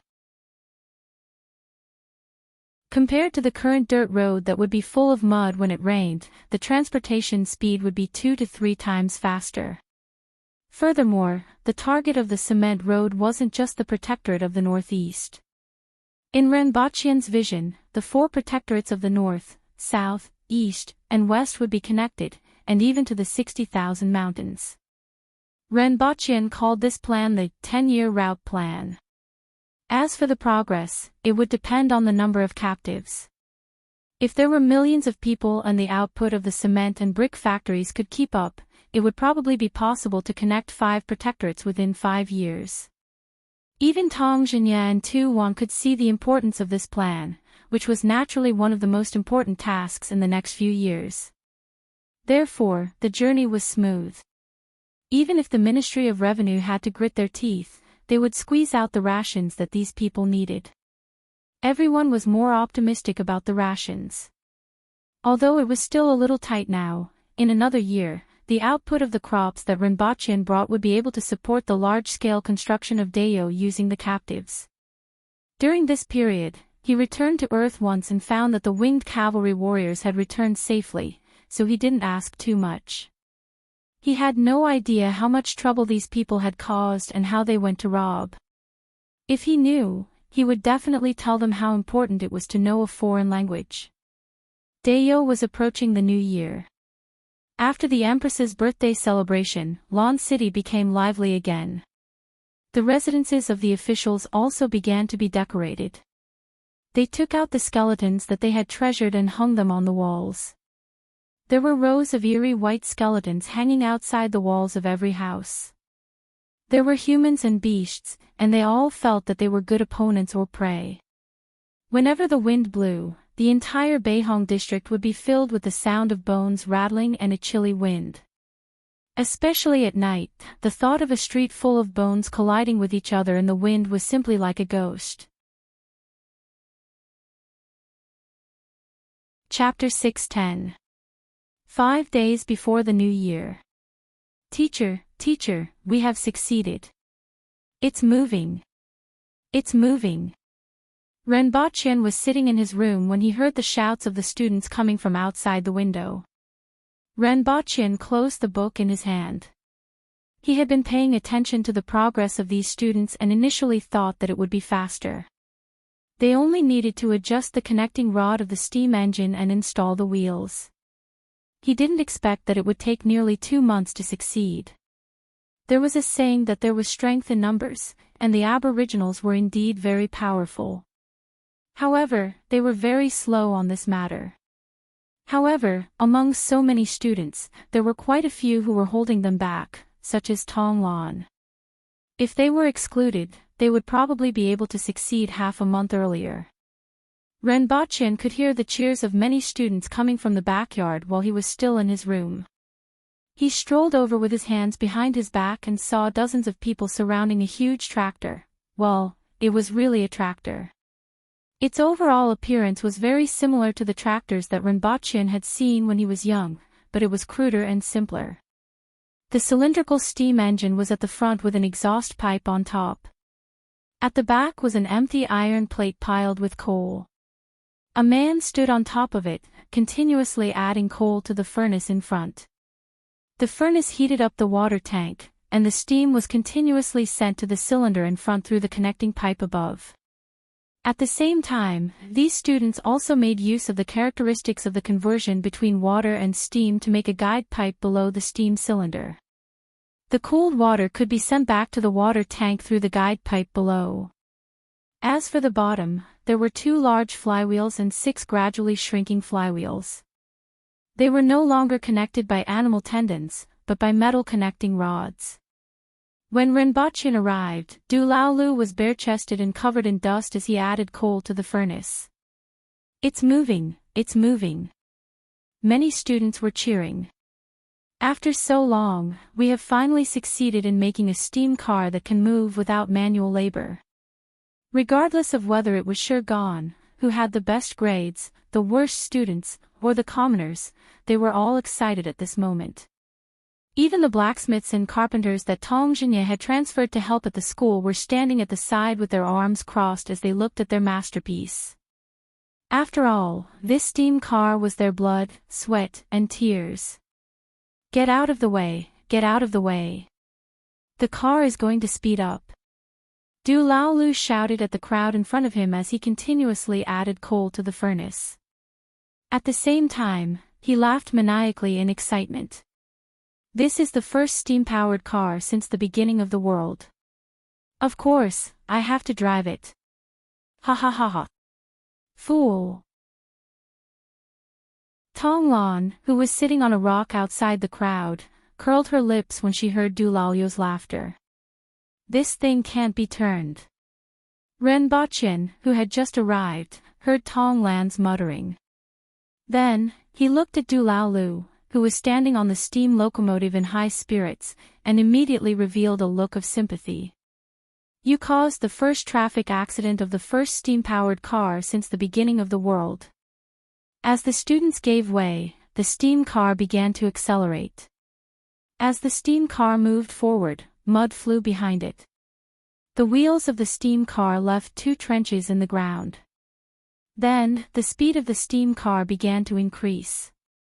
From a walking speed to a jogging speed, it crashed into the opposite courtyard wall. How could this thing turn? Giddy up. Seeing that the steam car had crashed into the wall, Du Lao Lu suddenly thought of this. He wanted to pull the reins, but he couldn't find them.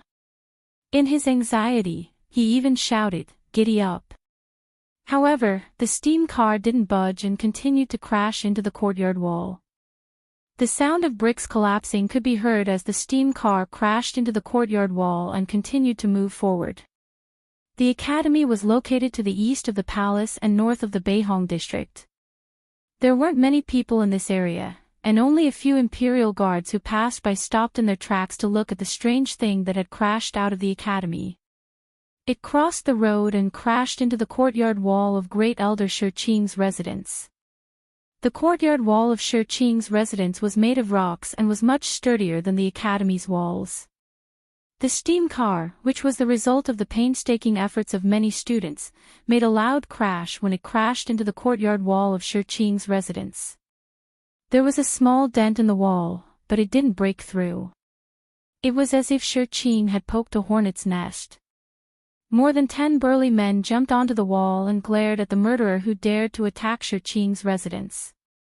Du Lao Lu, who was covered in dirt, felt as if he was being stared at by more than 10 ferocious beasts. He broke out in a cold sweat and smiled guiltily at everyone.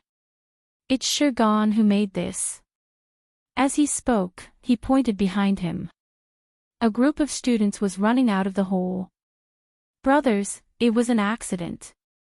Shi Gan hurriedly went forward to explain. "It's the steam car that we made, but there was an accident." With Shi Gan's explanation, everyone's gaze is finally eased up. "Come back." Shi Qing had unknowingly appeared outside the wall and waved his hand. He looked curiously at the steam car that had crashed into the courtyard wall of his residence. "Is this the thing that you have been busy with these days?" "Father." Shi Gan greeted him honestly. Then, he said with some excitement, "This is called a steam car. It's propelled by a steam engine and doesn't require human or animal labor to move. You won't get tired either." "How many kilograms of iron is this?" Shi Qing's first concern was how many kilograms of iron was used to make this steel monster. How many weapons could it make? How many soldiers could it equip? Although the output of Mount Damo's iron mine was 100 times higher than before, the price of Dayo's iron mine would drop in another 2 years. However, decades of experience had made Shi Qing unable to be immune to it. "About 2,000 kilograms, Shi Gan whispered. Shi Qing was silent for a while before saying, "You guys are really generous. Sir, sure, iron will no longer restrict Dayo. Furthermore, these things are worth 20,000 kilograms of iron, let alone 2,000 kilograms. Just like the solar furnace, if one doesn't know how to use it, it won't be conspicuous at all. However, if it's used in the right place, it won't be exchanged even if it's worth 10 or 100 times more." Principal Ren. Shi Qing nodded his head and said, "I know, but it's an old idea that can't be changed in a short time. I still remember what Principal Ren said previously, but can this thing really do what Principal Ren said?" "This is just a prototype, and it still needs to be improved," Ren Baqin replied. "I don't understand these things, so I'll wait and see your performance." Shi Qing smiled at Ren Baqin and returned to the Shi residence in a flash. After that, everyone carried the steam car back for inspection and found that the collision just now had created a hole in the cylinder, causing Du Lao Lu to receive a beating. "Teacher, how can this thing change direction?" Someone immediately asked Ren Baqin. "There's no need to change direction, just make it run on the steel rails." Renbocchen then took out a few wooden sticks to demonstrate to everyone, and Shurgon immediately understood. In this case, the impact on the road will be reduced, and the speed can be increased significantly. Then, he was speechless and asked, "But how much steel will be used?" "You don't have to worry about this. All you need to know is how useful this thing is. If it can set off from Lawn City and reach the Yun Nation in 3 days, it will be worth it no matter how much steel is used." Understood. Everyone left excitedly after hearing Renbochen's words. When they personally made such a steamed car, everyone's enthusiasm was raised. They wanted to make the steam car that Yagüe had mentioned. After seeing them leave, Renbocchen chuckled. Other than himself, no one knew how much steel was needed to build a railway. If they knew, they would probably be scared to death and try to stop his idea of building a railway. 1 meter of track required 100 kilograms of steel, and 1 kilometer required 100 tons of steel. At present, the annual output of Mount Demo's iron mine was 2 million kilograms, which was only 1,000 tons. It could be used to make weapons, and the steel produced in a year could be used to make 100,000 steel knives, which would double the number of soldiers in Dayo. With 200,000 iron hooves, it wasn't impossible to conquer Great Xia. However, it was impossible to build a railway. It was at least 1,000 kilometers from Lawn City to the border of the Yun Nation. According to the output of Mount Demo's iron mine, it could only lay 10 kilometers of track in a year. It would take more than 100 years to build such a railway. Fortunately, Renbocchen didn't set his sights on the output of Mount Demo's iron mine. Chapter 6:11. At the gate of Lawn City, a group of 6 horsemen was stopped when they arrived at the gate. The 2 leaders of the horsemen were tall aborigines who looked to be in their 40s or 50s. Behind them were 2 young men in their 20s and 2 children in their teens. All of them were dressed in animal skins. As for their mounts, there were 2 mountain-gazing birds, 3 jumping goats, and a strange beast covered in black scales. "Take these. Remember, if your mount poops on the ground, you have to clean it up.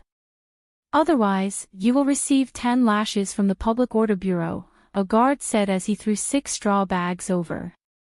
"Since when was there such a rule?" a tall middle-aged man at the front asked doubtfully. "Her Majesty gave the order, and it will be like this in the future."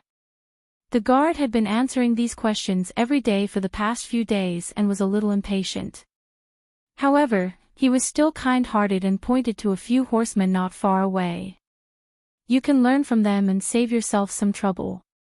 The few of them looked in the direction pointed out and saw a few people trying to hang the straw bags on the buttocks of their mounts. This way, they wouldn't be like the 4-corned cow that would pull along the way. Secondly, they wouldn't notice it. After all, no one could keep an eye on the buttocks of their mounts all the way. "Thank you for the reminder," the middle-aged man cupped his fists and smiled. Also, the guard carefully sized up the strange beast and warned, "You are not allowed to dig holes in the city." After a while, they set off again. The strange beast looked aggrieved. After running around naked for its entire life, it suddenly felt uncomfortable with a cloth bag hanging on its buttocks. "Third uncle, this is Lawn City. There are so many people." The young man and woman at the back of the group looked at the pedestrians on the streets and said excitedly, "This is Lawn City after all. Under the feet of Her Majesty." The middle-aged leader, who was addressed as third uncle, laughed. "The clothes they are wearing are so beautiful." The young lady's gaze quickly fell on the clothes that the pedestrians were wearing.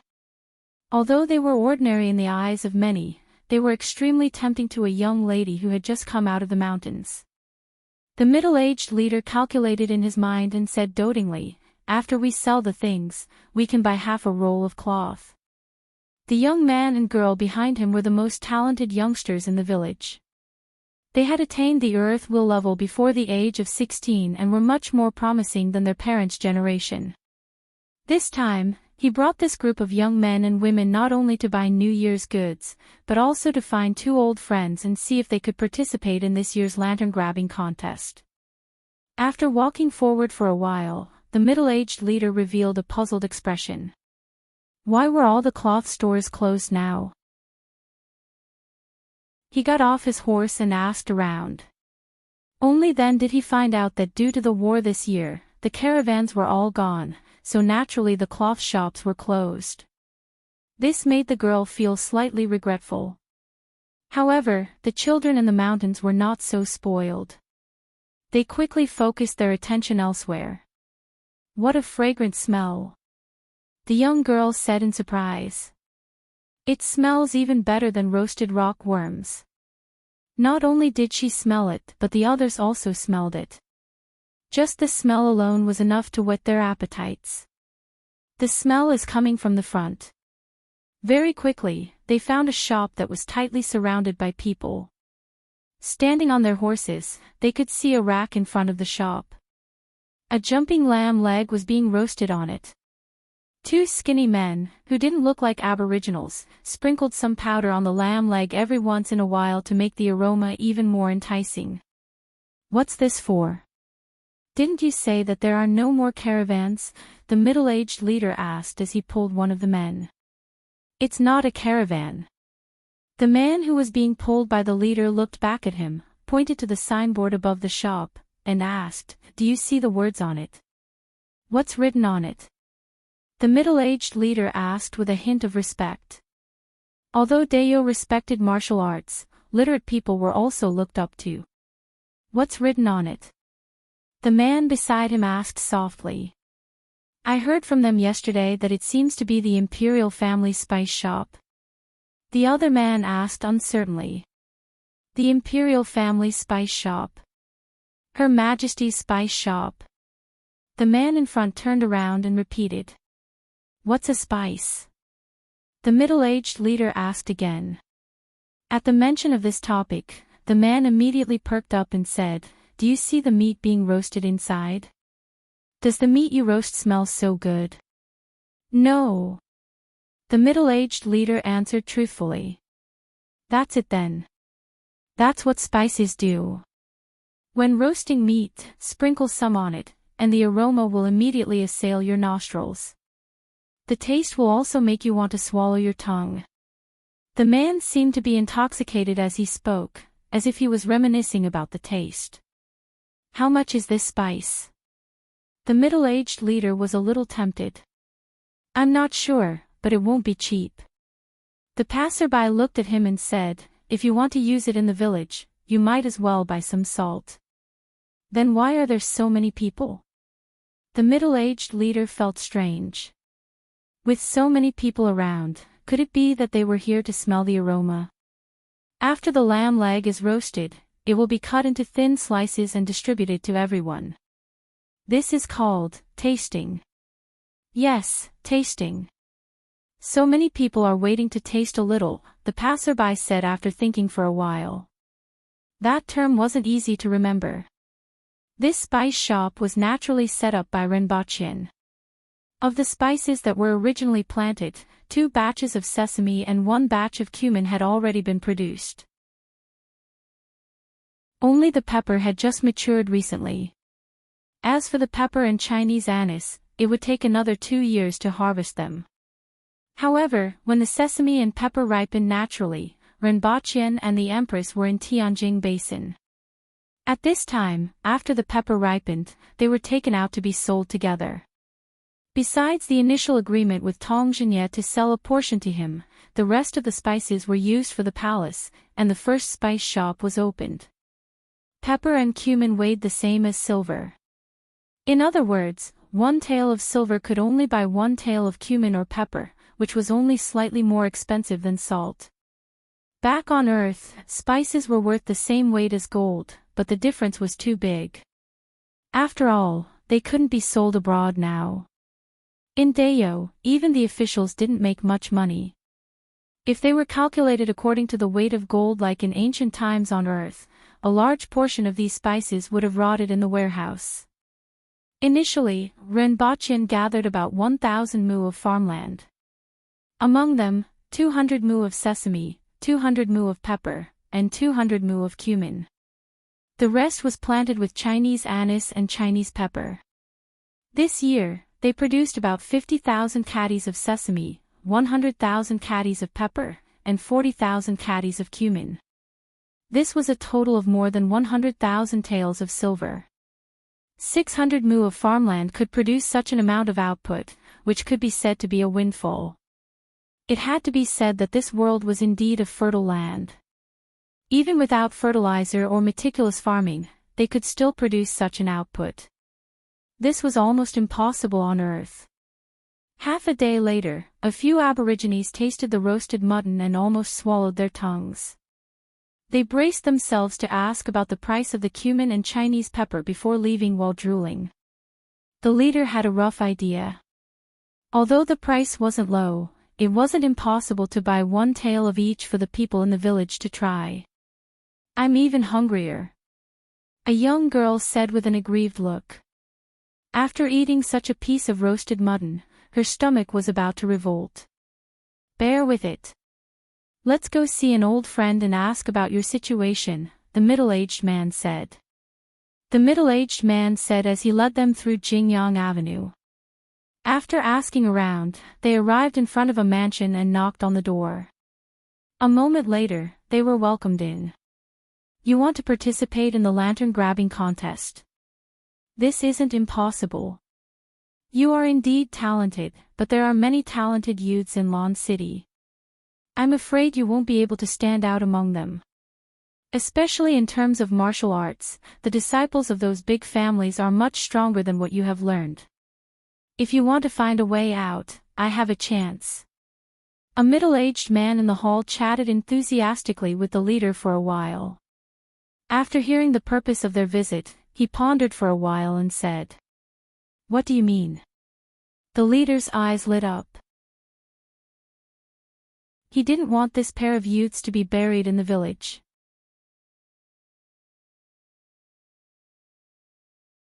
Chapter 6:12. Black Bamboo Academy. What does that mean? The leader thought for a while and seemed to have heard of this name somewhere. "Renbochin, you must have heard of this person." The middle-aged man laughed.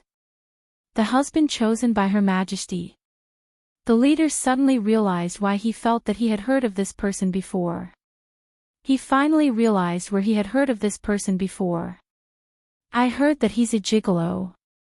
The young girl behind the leader opened her mouth curiously. Her Majesty is like the most beautiful star in the sky to her, and she's really curious about what kind of husband Her Majesty has chosen. Zhu Hua. The leader turned around and glared at her, causing her to shrink her neck. "He's indeed a little pale." The middle-aged man agreed. "However, don't say this outside as it might cause trouble if someone hears it. Also, don't underestimate him." "Zhu Zhua, tell us more. You were the smartest person in the village back then. Later, you went to the Yun Nation and are now well-informed in Lon City. We can't compare to you in terms of what you know," the middle-aged man said. Zhu Zhua came out of the village more than 20 years ago. He was extremely intelligent at a young age and was even smarter than the village chief. However, his aptitude for martial arts wasn't considered good, and he was relatively thin and weak. After coming to Lon City, he didn't receive much attention and chose to travel to the Yun Nation. It was precisely because he was relatively thin and weak that he looked more like a very strong person from the Yun Nation. He had traveled in the Yun Nation for quite a long time. After returning, he took up a position in the Ministry of Works. Now, he was already the Minister Counselor of the Ministry of Works, a secondary class, 5th rank official. The middle-aged leader trusted Zhu Zhua's judgment. "The village is ill-informed, and there are some things that you don't know. However, what kind of person is Her Majesty? Why would she find a good-for-nothing husband?" Zhu Zhua said faintly. Everyone deeply agreed with these words. Doubting Her Majesty's judgment. What kind of person was Her Majesty? Why did these people need to doubt her judgment? Although he isn't good at martial arts and has never learned martial arts as far as I know, he has extremely high attainments in other areas. Did you see the Imperial Spice Store on your way here?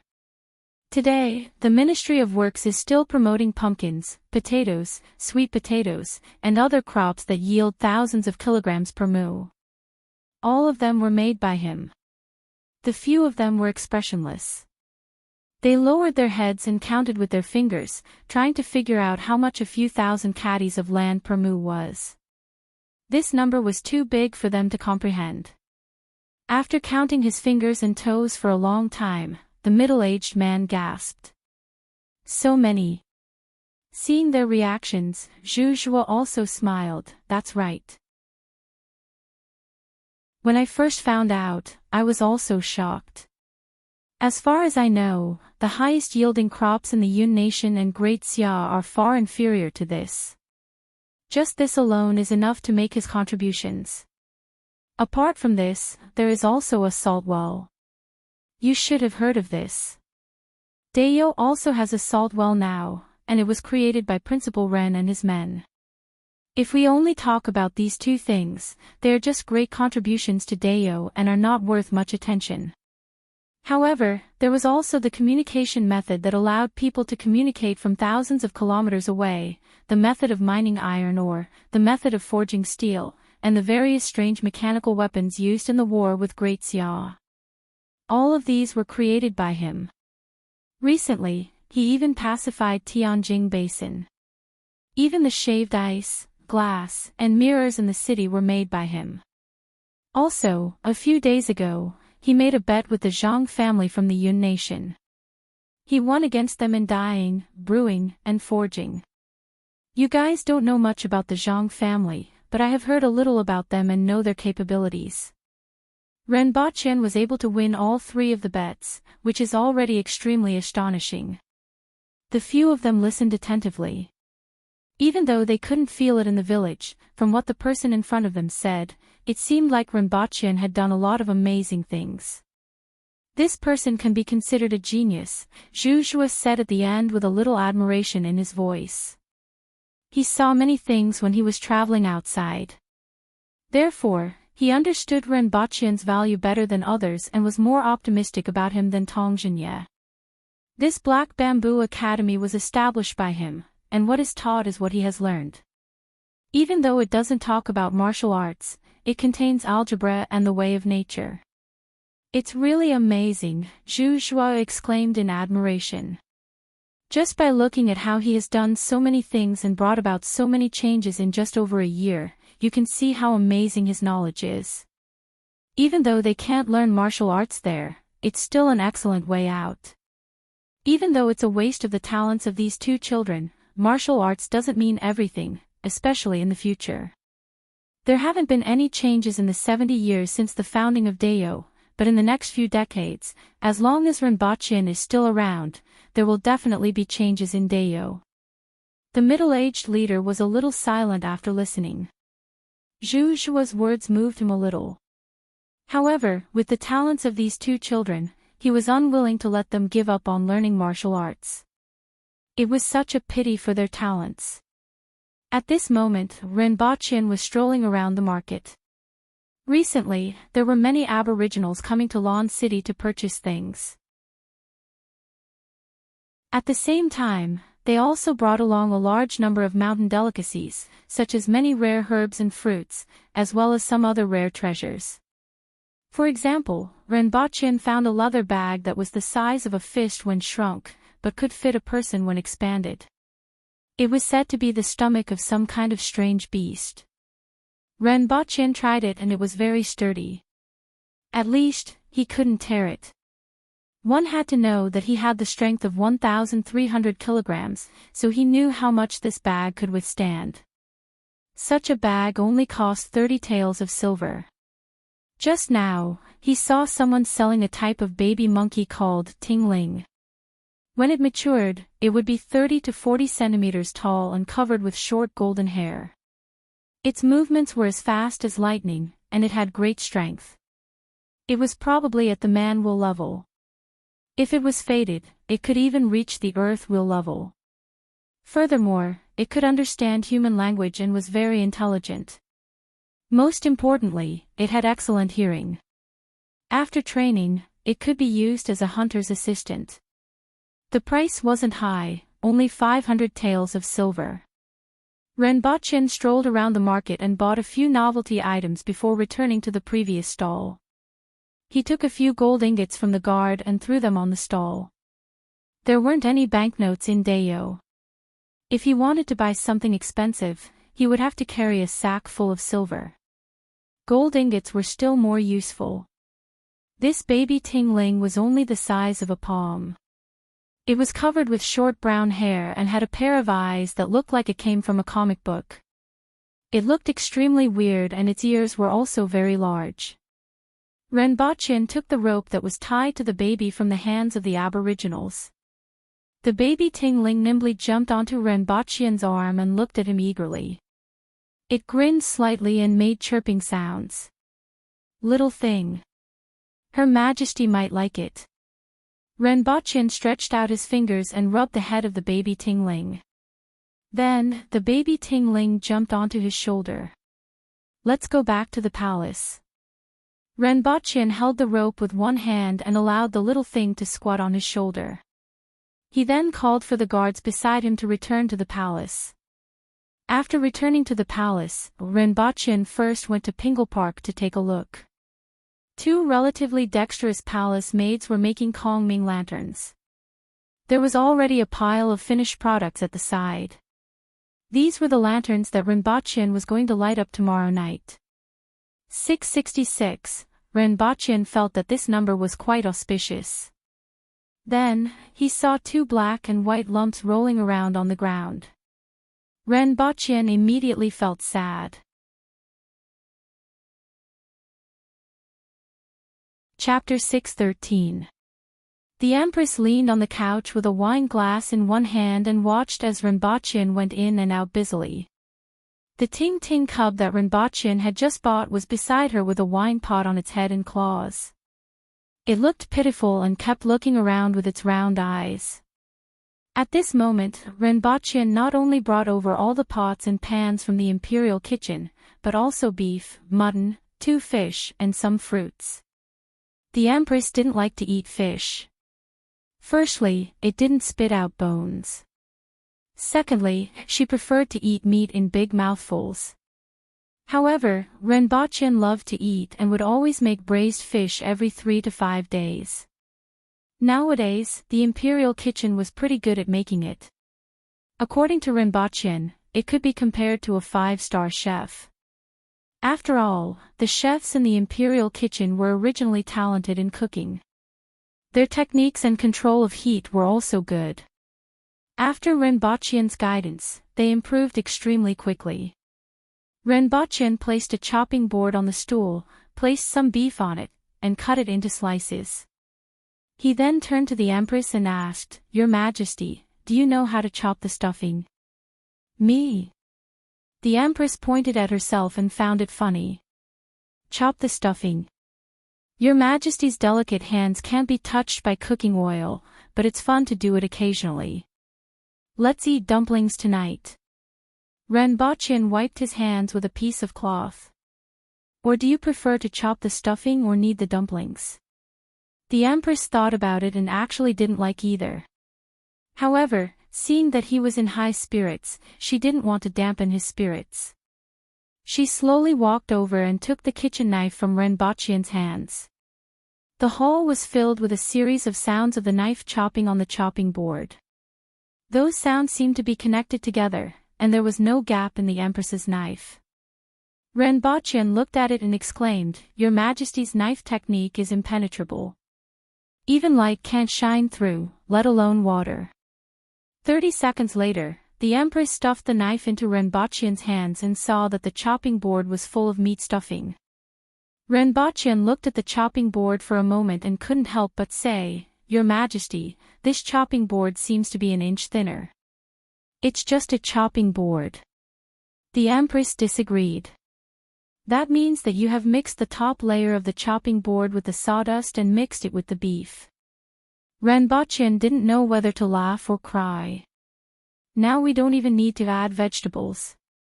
The Empress stopped in her tracks and looked around. Then, as if she hadn't heard anything, she leaned on the couch and closed her eyes to rest. Renbochin saw that even the Empress had learned how to play dead. It was better for him to do it himself. Sure enough, the Empress wasn't suitable for normal people. He asked someone to bring another chopping board and minced the meat again. When it was time to wrap the dumplings, he asked, "Your Majesty, do you not want to try making dumplings?" "I'm not trying. I want meat fillings." "Only meat." The Empress picked up the wine pot from the head of the cub Ting Ting, poured a cup of wine, and placed the wine pot on its head. The cub Ting Ting stood there obediently and didn't dare to move. Its expression became even more aggrieved. "I'm not a wine pot rack. Are you sure it's edible?" Renbochin squinted at her.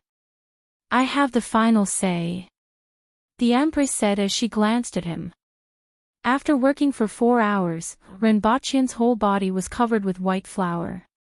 The Empress curled up on the couch and watched as he busied himself. She wasn't in a hurry, and the corners of her mouth curled up from time to time. She quite liked this kind of scene. After a long time, Renbochin came up with more than 10 plates of dumplings. "Do they look different?" the Empress asked. The color of the fillings inside the dumpling skin wasn't quite the same. "This is the pure meat dumpling that Your Majesty wanted. There's no vegetables at all." Renbochin pushed half of the dumplings in front of the Empress. There were still 6 or 7 plates left in front of Renbochin. The two of them sat on the table facing each other.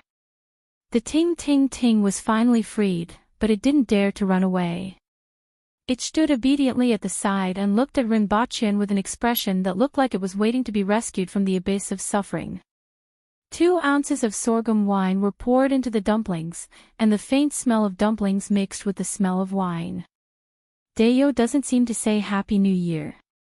Renbochin asked. "No." "Happy New Year then." Renbochin chuckled. The Empress glanced at him and wanted to say, "Happy New Year," but didn't say it out loud. She lowered her head and ate 3 dumplings. She started to frown. Dumplings tasted good, and meat tasted good as well. However, pure meat dumplings didn't taste good. It was too greasy. She immediately pushed half of the plate in front of her over and said, "Eat it." Renbochin smiled slyly. He had suffered this before. "What's inside?" "Pineapple." The Empress ate one of Renbochin's dumplings. Her eyes widened, and her face was full of vigor. "Yes, pineapple, green mist grass, and stone fish." Renbochin gave his creativity a thumbs up. "This is passion fruit and barbed turtle meat, and this is granny clam cloves." Renbochin pointed at a few plates and explained to the Empress excitedly. He felt that with his craftsmanship and creativity, he would at least be able to get a place in a cooking competition. The combination of the sweetness of the fruit and the freshness of the fish and ghost meat had a strange appeal. Although the taste was a little strange, one would get used to it after eating it once. The Empress tasted every dish, silently took back her own plate, and pushed all of Renbochin's plates back. Fortunately, there were fruits at the side. She ate 2 dumplings and 2 fruits, so she could barely eat them. After eating the dumplings with difficulty, Renbochin dragged the Empress out to release the Kongming lanterns. There were 666 Kongming lanterns, which were half the size of a human, placed everywhere in the courtyard. "Can this fly to the sky?" The Empress was a little doubtful. These lanterns were made of bamboo strips and covered with a layer of white cloth. Apart from this, there was only a small oil lamp underneath. "Naturally. Do you have any wishes, Your Majesty?" "Write it on it and it will be brought to the place closest to the sky." "Perhaps it will come true," Renbochin asked as he took a stack of cloth, paper and pen. Whatever I want to do, I can naturally do it. If I can't do it, it's useless to write it on it. You might as well send Li-Fu to the sky so that he doesn't have to worry about it every day. Even if I write, the country is prosperous and the people are at peace, is fine. It's always a wish. Ren Baqin laughed. The Empress thought for a while and really wrote the words, "The country is prosperous and the people are at peace," on the cloth that Ren Baqin prepared. Then, she got someone to tie it under the Kongming lanterns. Ren Baqin also wrote, "The 5 grains are abundant." The Empress thought for a while and wrote, "The weather is favorable." Ren Baqin, "The fate of the nation is prosperous." Empress, "The power of the nation is strong." Ren Baqin, "The union of 100 years." The Empress looked at him and thought for a long time. Finally, she wrote the words, "I miss you very much." Ren Baqin then picked up a pen and wrote, "Give birth to a son soon." Blood rushed to the Empress's face. She kicked Ren Baqin's leg and flew out in a circle. After a long time, Ren Baqin limped back and ordered someone to light the Kongming lanterns. As the Kongming lanterns gradually rose into the sky, hundreds of lanterns of different heights slowly rose into the sky like a stairway to heaven. It was extremely beautiful in the night, like a beautiful painting. In the background was an endless galaxy that complemented each other. Won't it fall? The Empress suddenly thought. If the oil lamps fell, it would probably cause a fire. Your Majesty, even if it falls from the sky, the oil will be blown away. Naturally, nothing will happen. The Empress felt relieved and relaxed as she looked up at the beautiful scenery in the sky. As the night wind blew, the Kongming lanterns began to slowly float toward the south of the city. The lanterns in the night sky were naturally seen by countless people. Many places started to become noisy, and some people even came out of their rooms to look up at the night sky after hearing the news. Just like the fireworks last time, this time, it was also a breathtaking scene. It floated out of the palace. It must be Yagui's doing. Tong Lan stood in the courtyard and pouted, but still admitted, "It's beautiful, but I don't know how he did it. I'll learn from him later." "What a clever idea," Tong Jinye said from the courtyard. In House Yunyan, many girls leaned against the window and looked at the sky outside enviously. Many of them thought how good it would be if they were the lanterns and could fly freely. In an inn. "Zhuohua, come out and take a look." A young man kicked open Zhuohua's door. "Bear cub, don't you know how to knock?" Zhuohua scolded. "So pretentious," the young man said in disdain. He then grabbed Zhuohua's hand and ran into the courtyard, pointing to the sky and saying, "Look. So beautiful." Zhuohua looked at the scene in the sky and her eyes immediately sparkled. "I heard that there were fireworks during Her Majesty's birthday celebration. It's a pity that I didn't get to see it," the young man said with some regret. In Jing Street, Li-Fu reclined on the roof and looked at the scene in the sky. He left the wine glass on the roof and disappeared in a flash. After a while, he appeared in the sky and grabbed a Kongming lantern at the bottom. After seeing the structure, he revealed a contemplative look. In the Qin residence, Qin Chuan said loudly, "Bring me my bow. I want to see what it is." "Father, it flew out of the palace." A young man who looked similar to Qin Chuan reminded him. Qin Chuan looked at the Kongming lantern in the sky and was very curious. After thinking about it, at most, he would be kicked by Her Majesty, so he said boldly, "It's okay, just bring me the bow." Not long after, Qin Chuan pulled the bow and arrow. With the sound of the bowstring, a lantern was instantly extinguished, and the Kongming lantern also fell. "Sir, I picked it up. There are words on it." After a while, 2 servants rushed back with the Kongming lantern. "What's written?" "The 2 of us are illiterate." The 2 guards looked aggrieved. "Useless. Qin Chuan took the cloth and saw the words, "Have a son soon," written on it. Qin Chuan's expression immediately became interesting. This thing that flew out of the palace had these words on it. He didn't dare to think about it. "Father, what's written?" The young man from before came over to take a look and couldn't react for a long time. Then, he said, "I don't know anything."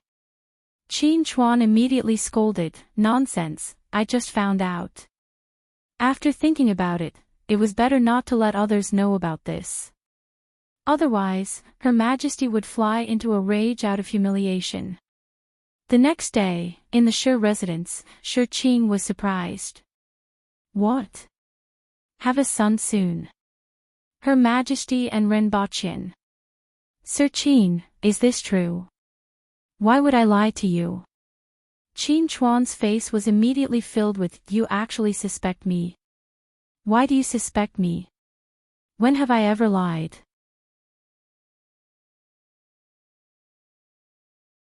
Chapter 6:14.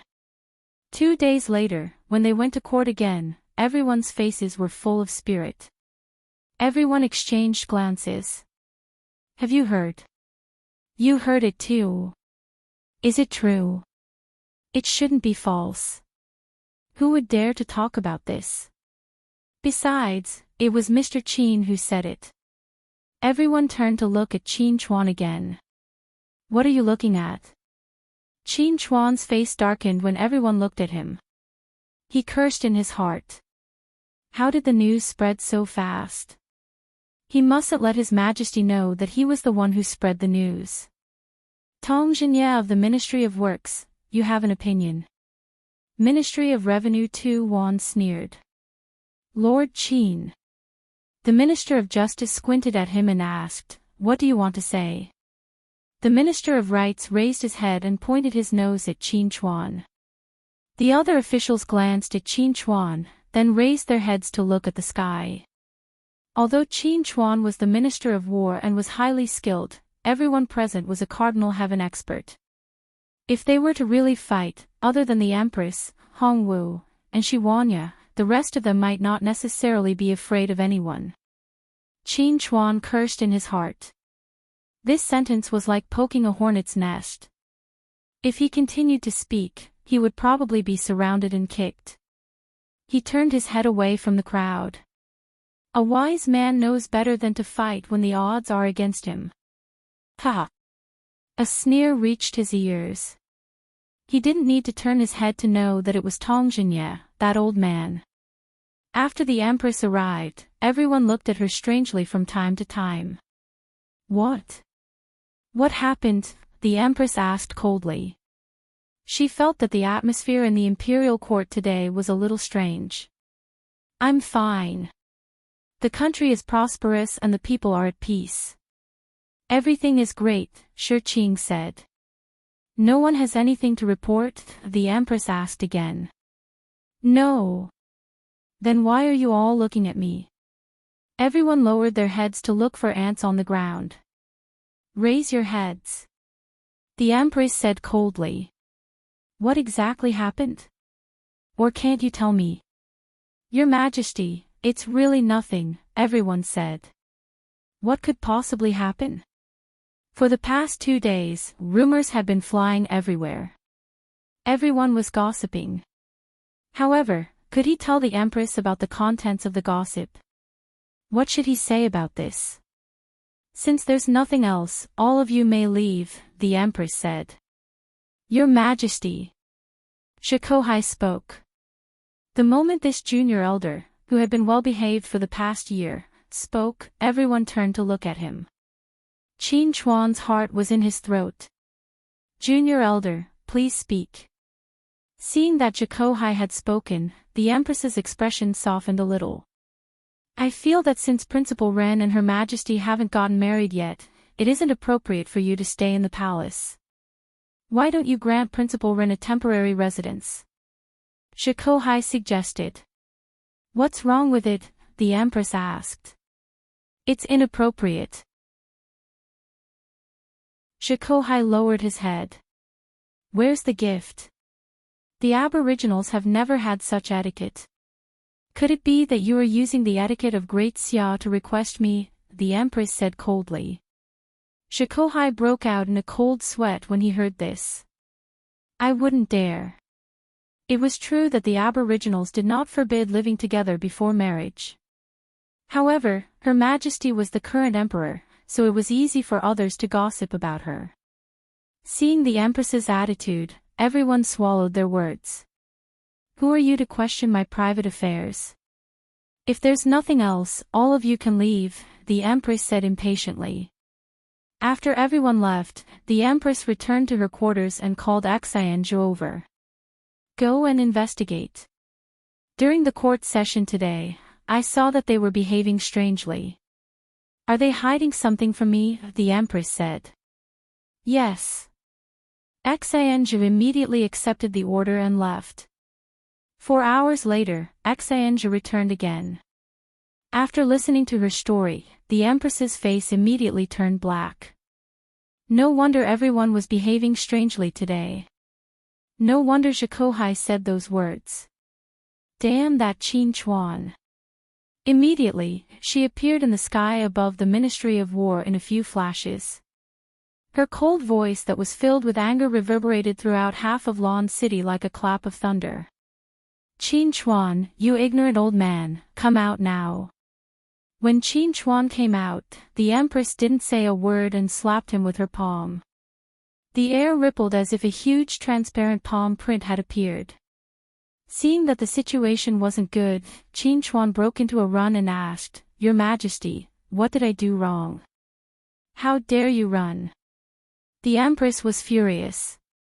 She nailed Qin Chuan into the ground with one palm strike, pulled him out by his scalp, and kicked him, collapsing 6 or 7 buildings in a row. Someone, tie him up. The Empress said angrily.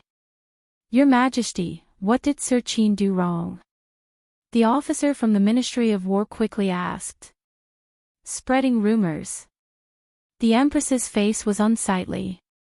When everyone heard this, they gave Qin Chuan a look of condolence. You've been exposed. Your Majesty, how do you want to punish Sir Qin? Tong Jinye rushed over from the Ministry of Works and asked softly. The Empress said hatefully, hang him on the palace gate. If the punishment was too heavy, Tong Jinye might have stopped her. However, after hearing this punishment, he immediately went to take pleasure in Qin Chuan's misfortune and personally tied him up. While tying him up, he said, Sir Qin, this mouth of yours serves you right.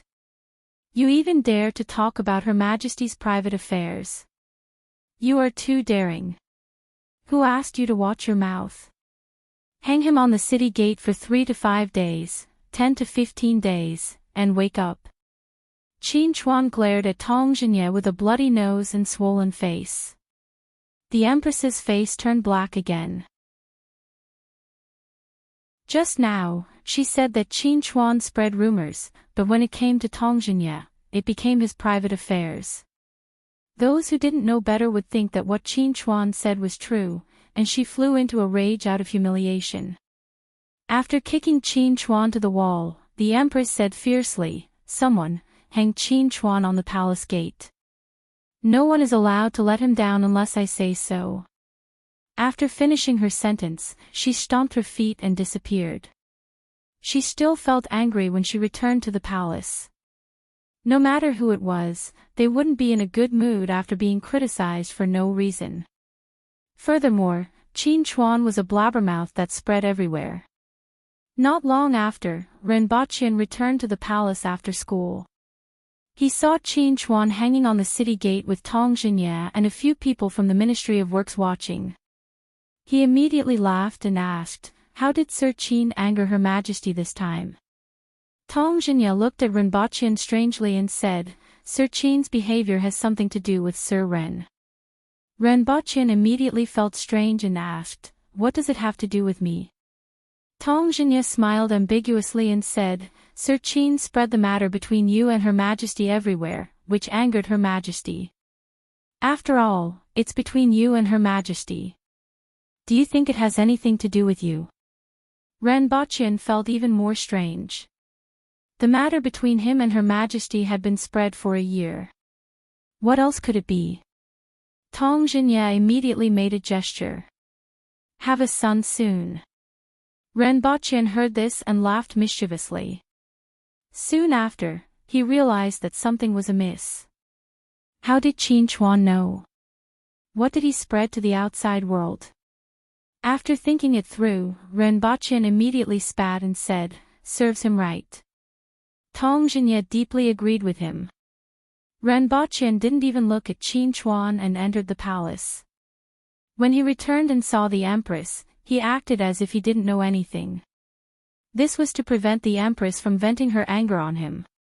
When the Empress saw that Renbochan acted as if nothing had happened, she became even angrier, but it couldn't be seen on her face. After lunch, the Empress said, I will give you an hour to rest. Today's training will be doubled. Renbochan was dumbfounded and asked, Your Majesty.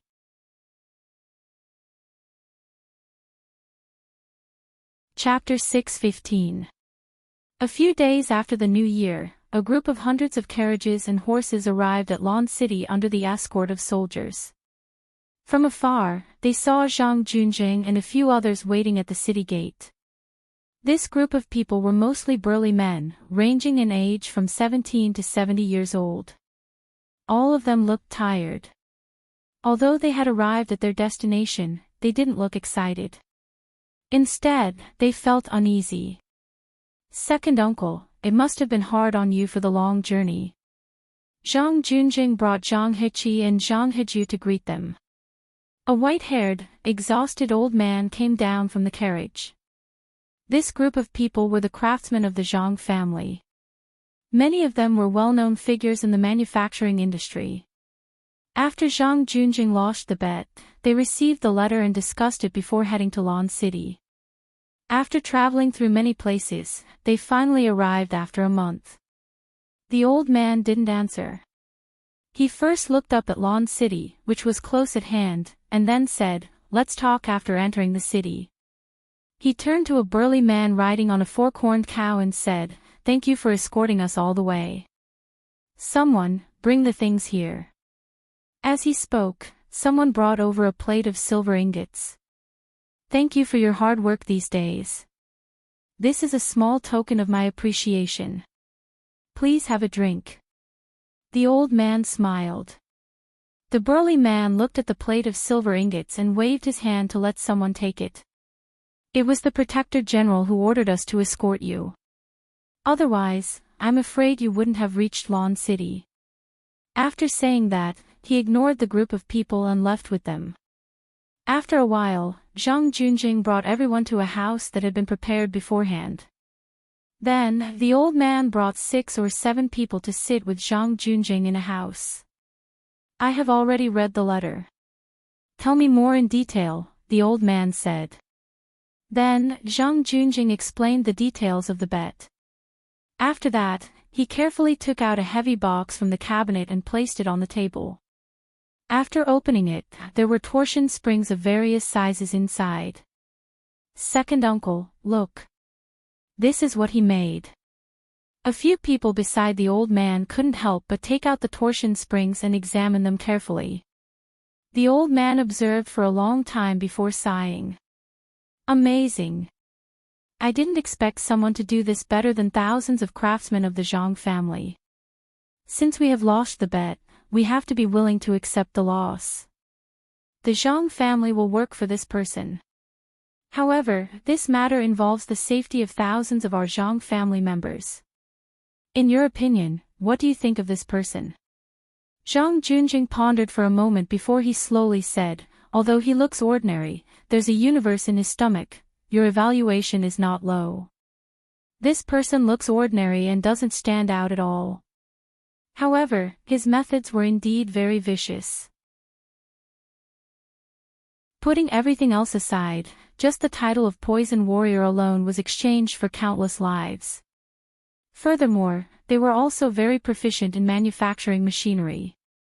Last year, when Great Xia attacked, if it weren't for those extremely powerful machinery, Great Xia wouldn't have been defeated so quickly. With the addition of the Yun nation, the situation might have been completely reversed. Uncle already knows about forging, dyeing, and brewing. He even founded Black Bamboo Academy to impart algebra and other knowledge. I already know that. He is indeed an extraordinary person. The old man nodded. You know what this old man wants to know? The lives of so many people in the Zhang family are all on him. He can't be careless. There's something second uncle doesn't know. Last year, he made a trip to Tianjing Basin and returned with thousands of immigrants from the Hao Nation. The Imperial Glass Shop and Spice Shop that he runs have these immigrants working there.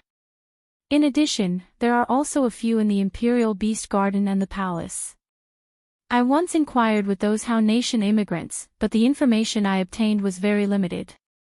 From his actions, it seems that he wants these Hao Nation immigrants to live together with the Aboriginals.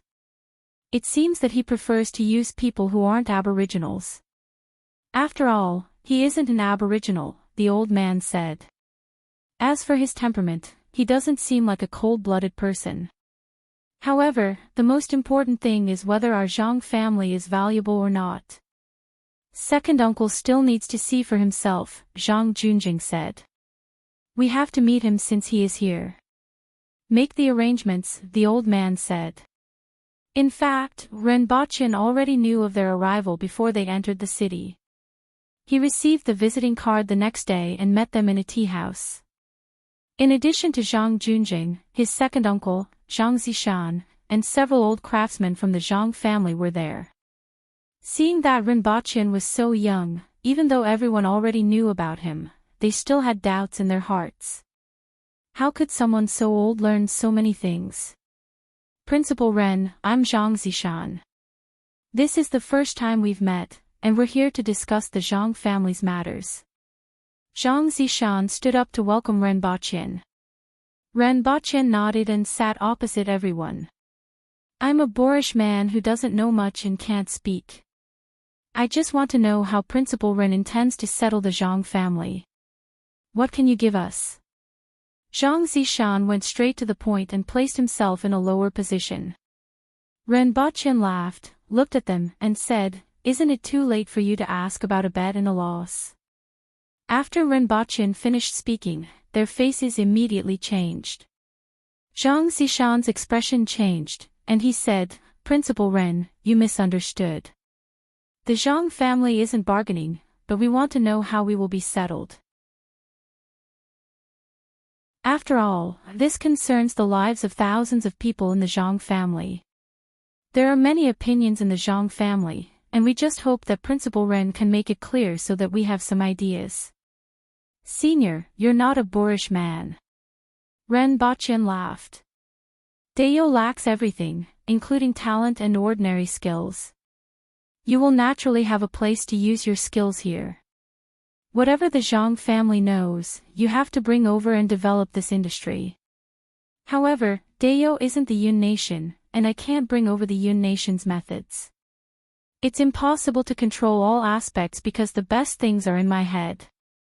The specific method is that there must be a certain number of Aboriginals participating in every industry, and both sides will contribute money and effort. The Aboriginals will need to account for 70 to 90% of the industry.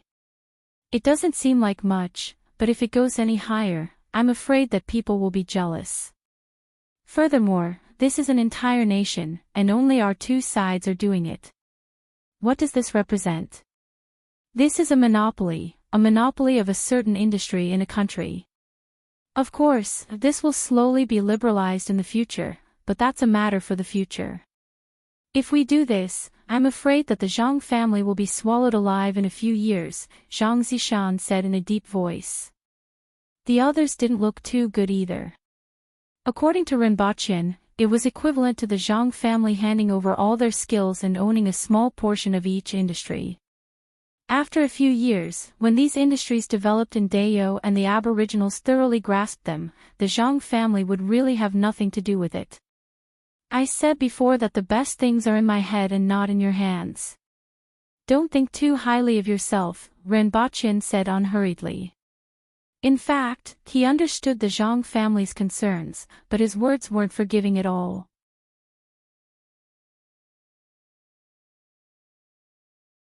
Chapter 6:16. Weaving. Water conservancy. Planting. Processing. Even if it's farming equipment, what do you have to show me? Renbochin thought for a while and said to Shihu, "Go to my room and bring me the brown wooden box under my bed." Shihu then left in a hurry. After that, the room fell into silence. Renbochin calmly waited there. It would be a waste of his breath to speak now, and these people wouldn't shed tears until they saw their coffins. The Zhang family was pondering what Renbochin had asked the guard to bring. An hour later, Shihu hurried back with a wooden box that was 2 feet long, 1 foot wide, and half a foot thick. "Sir, I have brought it." Renbochin took the box and opened it. He rummaged through it and threw out a blueprint. A water-powered textile machine that uses water to spin cloth. Take a look and see if you can understand it. This is a water-powered forging machine that is also driven by water. It can save a lot of manpower when used for forging. This is a pulley composite bow. A strong bow with 100 kilograms of force can be drawn with 20 kilograms of force. I don't need to explain its function. As soon as Renbochin finished speaking, the person who was still studying the blueprint immediately snatched the composite bow blueprint from his hand. After looking at it for a while, everyone started to be surprised. So that's how it is. Using pulleys here can reduce the force. In fact, this world had already discovered the function of pulleys. This simple physics was something that everyone knew in any world, but the problem was understanding it. See, I'm not afraid of you seeing these things, and I'm not even afraid of you studying them, because I know far more than you think. What you think is only important in your eyes. These few things that I have brought out are already more advanced than what you know, but these are only simple and easy to make. In fact, I can make better ones, but it will take some effort. I use you not because of the things you can bring over, but because you can save me time. I have too many things to do and don't have the energy to focus on everything. Therefore, I need some smarter people to help me with some things. You are the smarter people in my eyes, Renbochin said slowly. After a long time, Zhang Zishan put down the blueprints and looked at Renbochin with a serious expression. In addition to the winemaking, springs, and dyeing, Renbochin had indeed shown that he was stronger than the Zhang family in many aspects. One had to admit that there were indeed people in this world who were born with knowledge. When he was at this age, he was already somewhat famous in the Zhang family, but he was still only talented in one aspect. A sense of powerlessness welled up in his heart. There was really no comparison between people. Compared to him, he could be said to have lived his life like a dog for the past few decades. Sir Ren, you are indeed amazing. You are stronger than thousands of people in our Zhang family. But you still haven't told me how to make me believe that you won't burn the bridge after crossing it. What's in it for me to burn the bridge after crossing it? Renbochin laughed. I don't care about your technology. I don't care about money. If it weren't for the war, just by selling those mirrors to the Yun Nation and Great Xia, I would be able to earn a lot of money. Renbochin casually took out a palm-sized object and placed it on the table. There were 2 glass funnels at the top and bottom, and the sand on one side was constantly flowing down to the other side. This is an hourglass. It can be used to measure time. It takes exactly 2 hours for the sand to flow from one side to the other. How much do you think this thing is worth? 600 taels of silver. Zhang Zishan and the rest carefully stared at the transparent hourglass that Renbochin took out and guessed. Although this hourglass looked a little crude to Renbochin, to the Zhang family, it was already extremely exquisite. They believed that such a small object would definitely have a lot of rich people willing to spend a few hundred taels of silver to buy it. There are people willing to buy it for 1,000 taels of silver. I'm taking this to show you that any small object I take out has great commercial value. If I want money, I can get it at my fingertips. You guys can help me save some time. What's in it for me to kill you guys? I can even tolerate the Jing tribe, so why can't I tolerate you guys? As long as you know your place, naturally, no one will touch you.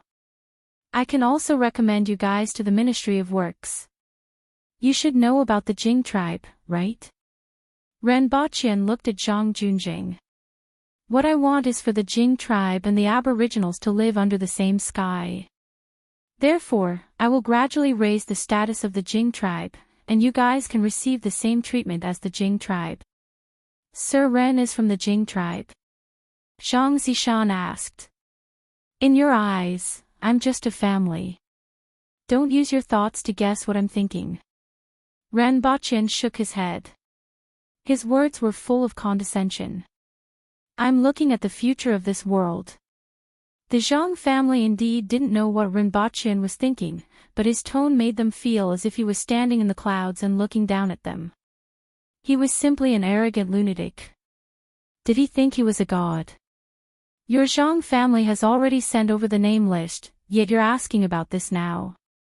You don't dare to advance or retreat, and you're in a dilemma.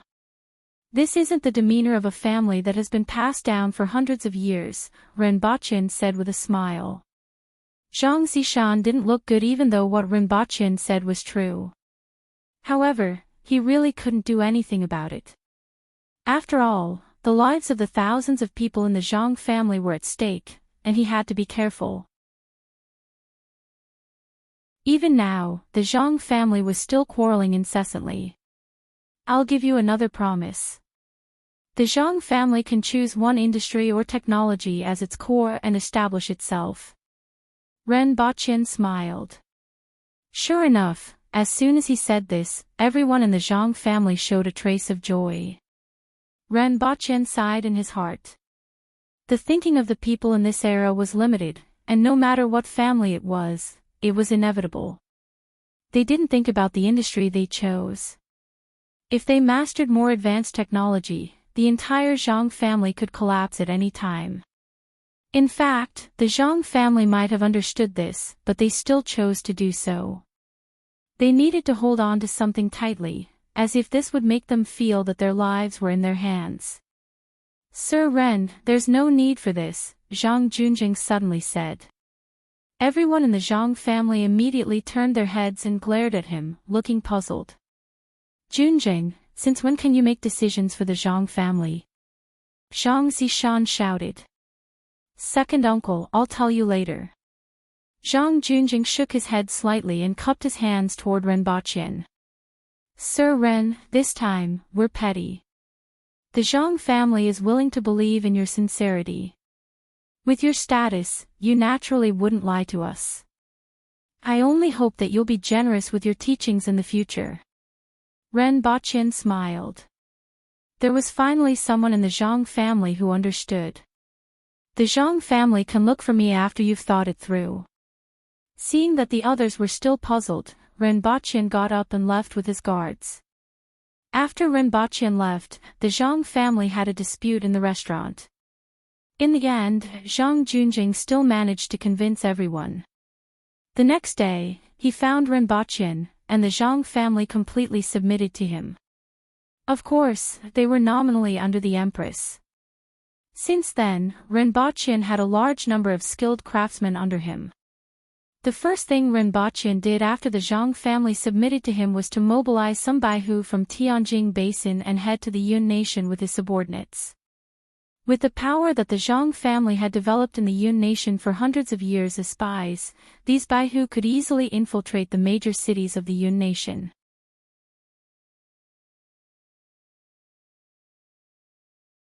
Chapter 617.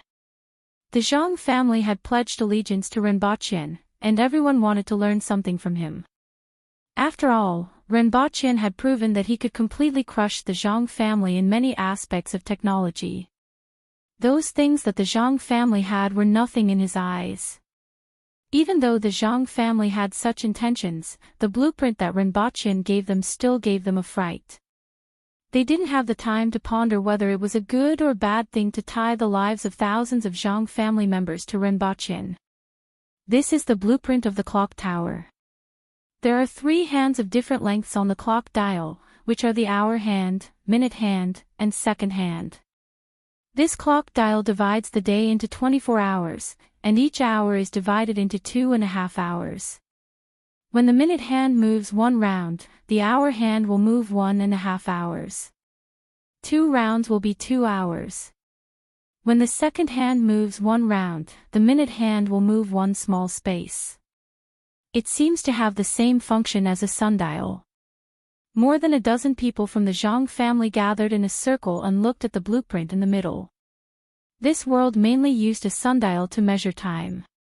It was a piece of equipment that used the shadow of the sun to measure time. However, sundial was affected by day and night, as well as the change of seasons. Therefore, its accuracy wasn't high. It's completely driven by machinery and is much more accurate than a sundial. The error is within 5 minutes every day.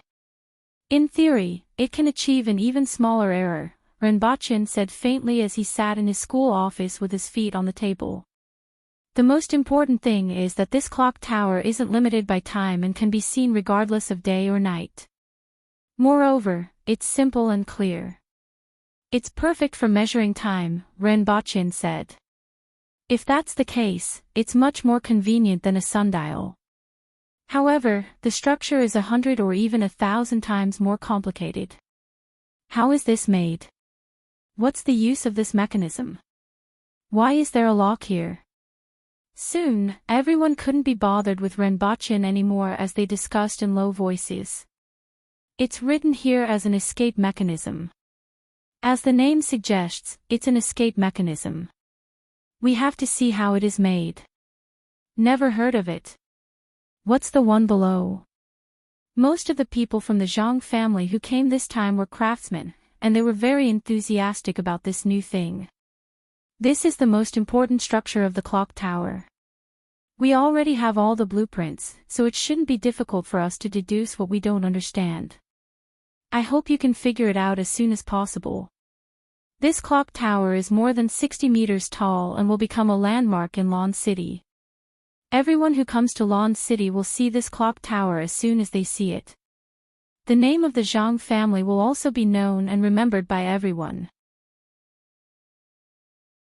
After hearing what Renbachyan said, they were even more enthusiastic. Not many people can resist the temptation of leaving their names in history.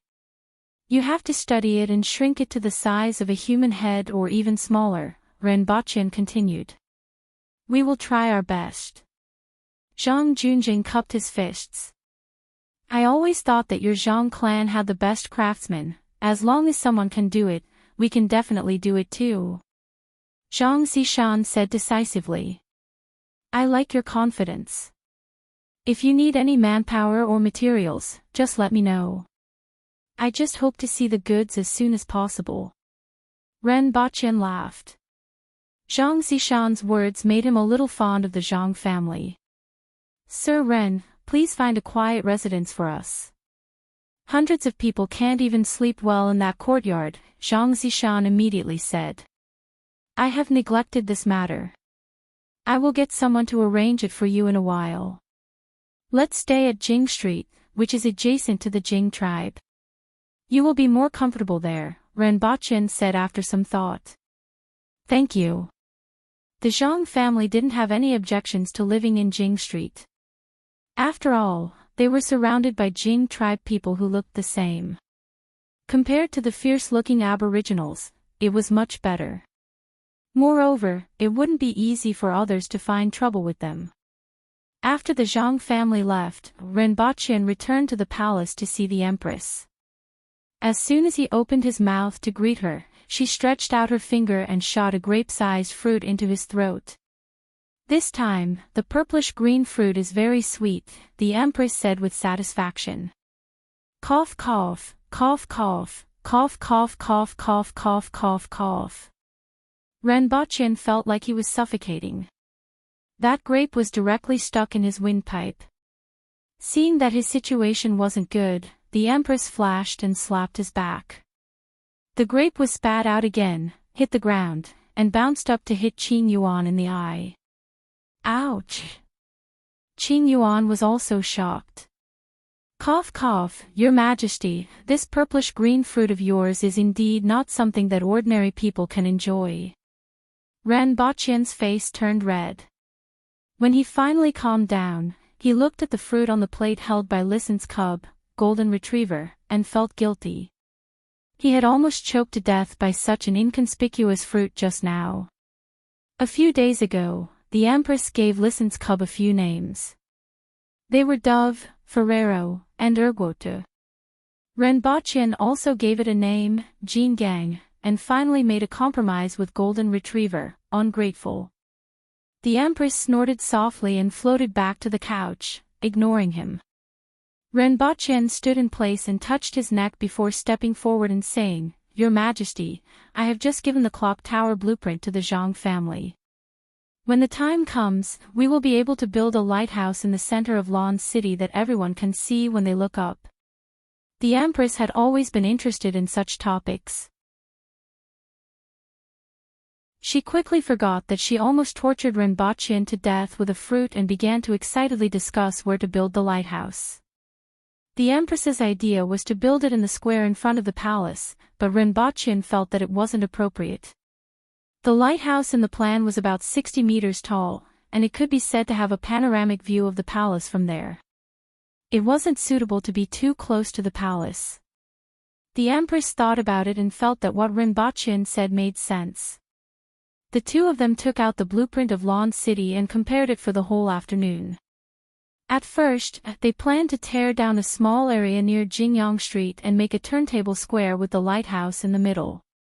At the same time, they would make that place the center of Lan City. In the end, they considered that whether it was mobilizing the winged cavalry or activities like the Great Hunt, they would set off in front of the palace. Such a turntable square would affect the roads, so they finally changed it to a location between Beihong District and Julian District. After deciding on the location, Ren Baqian began to think about the feasibility of speculating on the land nearby. As an Earthling, he subconsciously felt that the value of the land would definitely rise. However, after thinking about it carefully, he gave up on this idea. Most of his actions were on behalf of the Empress, and it wasn't a good thing for the imperial family to compete with the commoners in this aspect. Furthermore, Ren Baqian and the Empress had a more ambitious idea. After conquering the Yun nation, they would build a modern new city next to Lan City. It would be a new city that was more complete in terms of drainage, pipes, electric wires, layout, public facilities, and toilets. Even though Lan City was the imperial capital, there were too many disadvantages in this era. Just the fact that people could urinate and defecate anywhere was enough to give people a headache.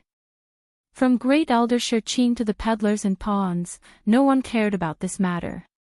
Even though they had recently begun to control this aspect, especially the matter of the mounts excreting in the city, it was still difficult to stop. On one hand, no one cared about it, so it was naturally difficult to implement. On the other hand, especially in Lan City, there wasn't even a single public toilet on a few streets. How could people suffocate to death? Therefore, the value of the Yun nation was great. The Yun nation contained too much of Ren Baqian and the Empress's expectations.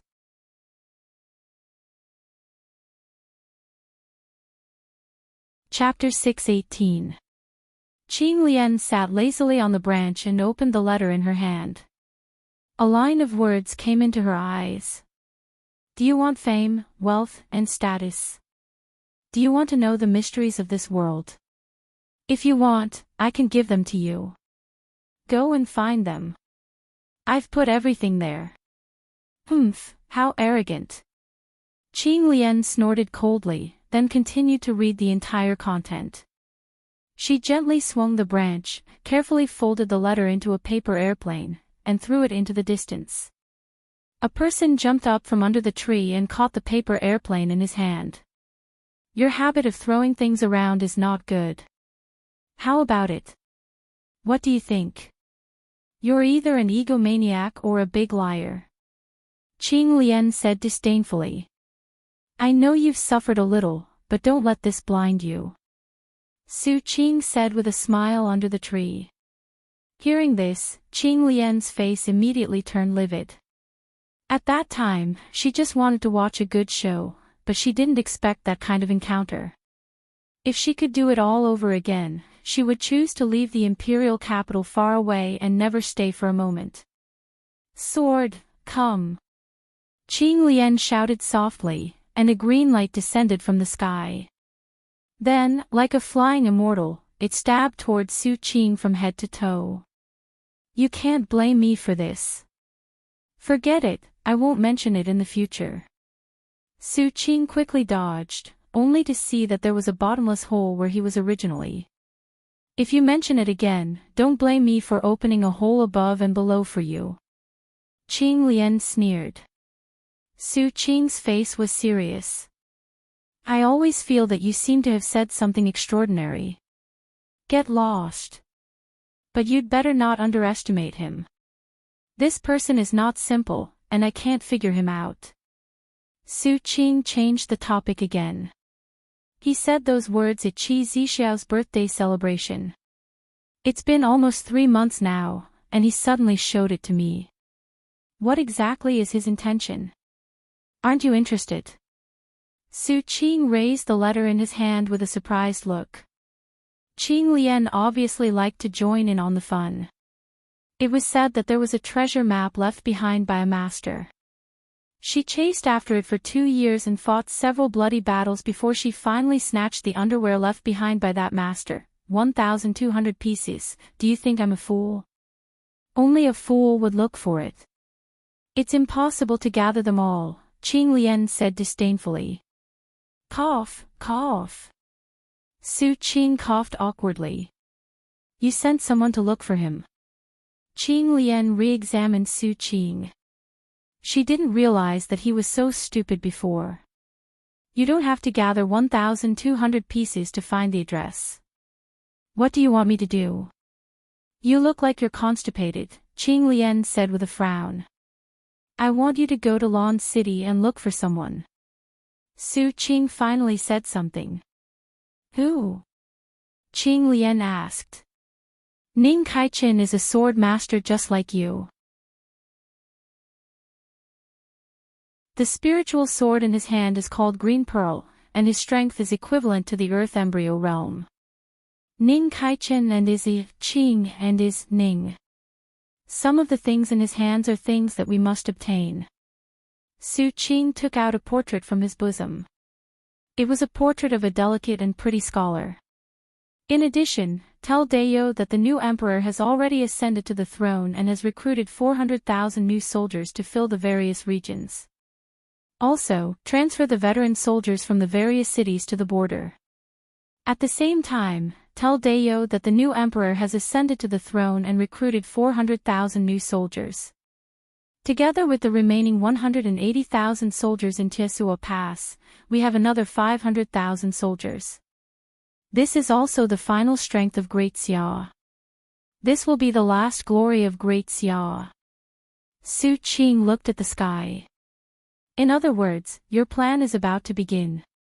Qing Lian asked with interest. Yes. It's faster than I expected. Qing Lian stretched. Her white clothes clung to her body and outlined her beautiful curves. It's also faster than I expected. Fortunately, I was sent to Tianjing Basin this time and happened to be in contact with Renbaqian. That's why Emperor Xia died so early and why we can progress so quickly, Su Qing said. Renbaqian. Qing Lian's eyes flickered. Don't get any ideas and ruin the big plan. Qi Zixiao isn't someone to be trifled with. Even Ting Yu died in her hands, Su Qing warned. Qi Zixiao wasn't Ting Yu's match. Ting Yu was too arrogant, Qing Lian said. Although she didn't see the situation at that time, she could guess what happened. Ting Yu is cunning and unscrupulous. Logically speaking, he shouldn't be easy to deal with, but he didn't cause much damage to the aboriginals before his death. She naturally didn't expect that Tingyu didn't even know where his spear went before his death. Otherwise, it might have caused some trouble. I'll pack up and set off tomorrow, Qinglian said. She turned around, and an inexplicable glint appeared in her eyes again. Ren Baqian. It was better to offend a villain than a woman. As soon as Ren Baqian came out of Jing Street, he heard a delicate voice from the roadside. Sir Ren, do you want to come over? This voice gave Ren Baqian the impression that it was saying, Sir, come and play. In particular, that delicate voice was full of charm and charm. Most people wouldn't be indifferent to it. Ren Baqian turned his head and saw a seductive woman leaning against the door of a shop and smiling at him. The woman was dressed in purple. Her hair was tied up at the back, and the hair on the sides and side of her face was loose, covering half of her face. The area around her eyes was painted pink, making her look long and charming. Her red lips were like a raging fire that could burn into one's heart. Ning Kaichin. Ren Baqian looked at her. He hadn't seen her for 2 months, and she had become even more enchanting. He looked at the sign of the shop that Ning Kaichin was leaning against. There were 2 words on it, home and a big wine beside it. Ning Kaichin opened this wine shop after living in seclusion in Jing Street for 2 months. With her strength, those who could beat her wouldn't care about her. Ordinary people couldn't beat her, so there wouldn't be any trouble. Coupled with her enchanting appearance, most people wouldn't find trouble with her. Not only that, but her wine shop's business was also good. It was said that many children of officials often visited her recently. For example, Shi Wanya's son. For example, Du Chongkong. The thoughts of these people were self-evident. However, he didn't know what these people would think if they knew his true identity. With these thoughts in mind, Ren Baqian got down from his mount and strode in with his guards. It's rare for Sir Ren to visit me, so I might want to stay for a while. Sir Ren, please wait for a moment. I'll go and cook 2 side dishes.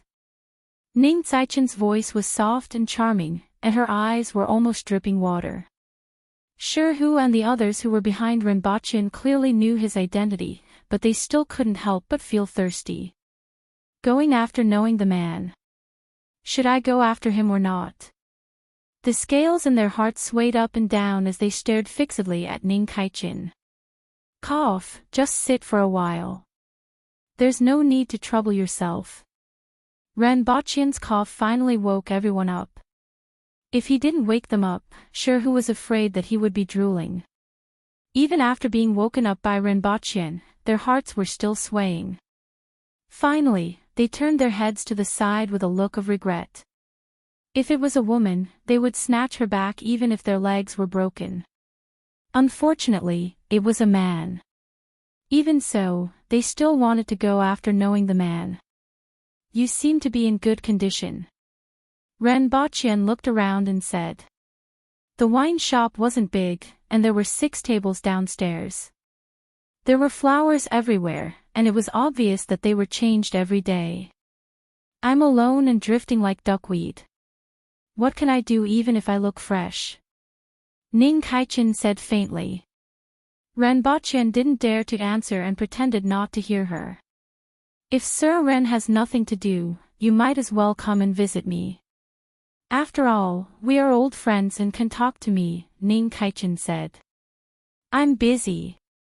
Ren Baqian shook his head and said, I'm so busy every day that I haven't had any free time in a long time.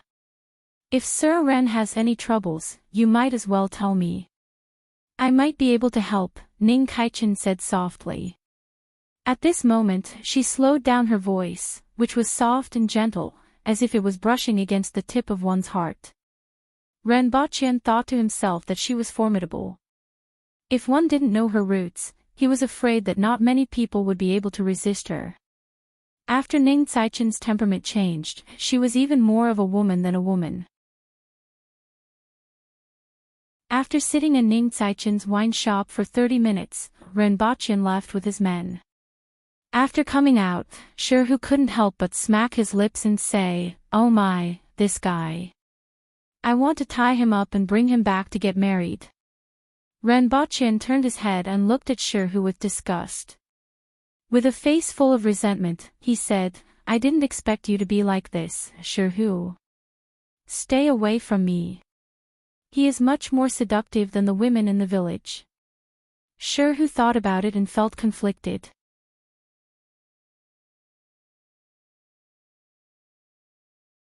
Chapter 6:19. The new year had just passed, and a few major events that were very important to the people of Lawn City happened before and after the Lantern Festival. First, there were hundreds of 6-meter-tall elephants that headed north from Tianjing Basin and arrived at the south gate of Lawn City. After confiscating the 6 doors' secret manuals, Shiwanya used a few months to finally subdue this batch of elephant soldiers. Hundreds of behemoths that were 6 meters tall, 11 meters long, and weighed 12 to 13 tons walked on the road. They were like small moving buildings, giving people the feeling that they had returned to the ancient times, when countless wild beasts ran amok. The aboriginals that they encountered along the way had no choice but to avoid the elephant soldiers. No matter what stood in their way, it would eventually be flattened and trampled into mud. As they moved forward, even the ground was shaking. The tremors could be felt from dozens of kilometers away. Many people even thought that an earth dragon had turned over, but later discovered that it was actually a group of behemoths. Many people in Lawn City tried to find out what was going on.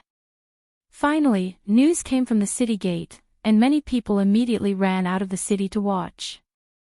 After receiving the news, the Empress brought the court officials out of the city to watch.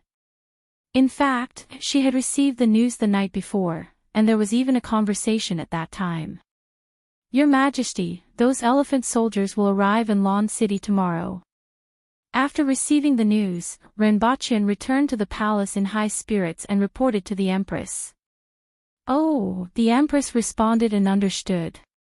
"Those are hundreds of elephant soldiers, which are like tanks on the battlefield. Protector General Shi spent a lot of effort to subdue them, and they will be very useful in the war with the Yun nation. Your Majesty, can you at least give us a reaction?" Renbochin was speechless when he saw the Empress's reaction. "Oh." The Empress responded. After a while, she looked up and said, "Those things. What else do you want me to do?" Her eyes were full of doubt. It was as if they weren't elephant soldiers but a group of pigs. "They are just a group of pigs. What else do you want me to do?" At that time, Renbochin only had this thought in his mind. "Your Majesty, although in your eyes, these elephant soldiers aren't very strong and your Majesty alone can clean them up in a short period of time, even the winged cavalry can kill them all in a short period of time. However, on the battlefield of the Yun nation, these elephant soldiers could be used to charge and break through enemy lines or to attack cities and plunder land. These giant elephants had extremely tough skin, huge bodies, and strength. They were extremely lethal to ordinary soldiers and were a great deterrent. It was very difficult for ordinary people to remain indifferent to such behemoths.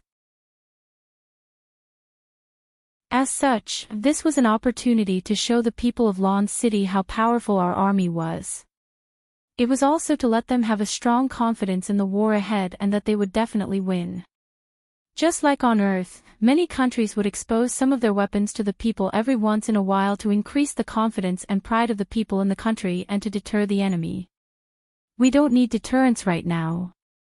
We just need to raise the citizens' confidence, like, wow, we actually have such a powerful weapon. Therefore, Your Majesty has to show your face and let the people feel that this is something that Your Majesty values," Renbochin said to the Empress. The last few sentences were said in an extremely exaggerated tone. "Have you found anyone who has doubts about the outcome of the war?" the Empress asked. "No," Renbochin answered truthfully. It had been less than a year since the war started. Although the lives of the people had already been affected, no one had any doubts about the outcome of the war. In fact, no one even had any doubts about this war. Therefore, it's fine as long as I'm here. As long as I'm in this position and the people see me, they won't have any worries. I just need to let them know that I'm here, and that's enough." The Empress's voice wasn't loud, but her words were filled with strong confidence and dominance. Renbochin couldn't help but praise her in his heart. Sure enough, the Empress should be like this. This was why he said that this was how an Empress should be. "Well, Your Majesty, you are right. However, I still hope that Your Majesty will show your face and bring everyone to see these rare giant elephants. At least, most people haven't seen them before, right? Even if it's just a rare sight, it's still a chance for the people of Lawn City to cheer." Renbochin still hoped that the Empress would show her face outside the city tomorrow. It wasn't a petty thought, but he always felt that if the Empress didn't show her face, it would seem as if those giant elephants weren't important. How could he endure this? One had to know that he had always been very concerned about these giant elephants. The Empress finally nodded her head.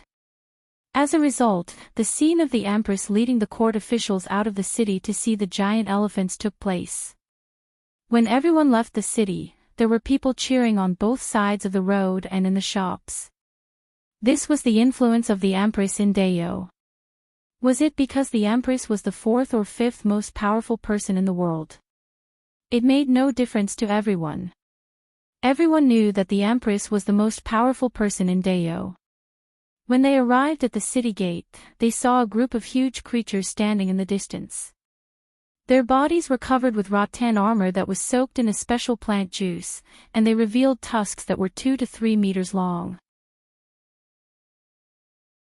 Even though they were far away, they could still feel their enormous size and the intimidating aura of the herd of over 100 giant elephants. So it's a giant elephant.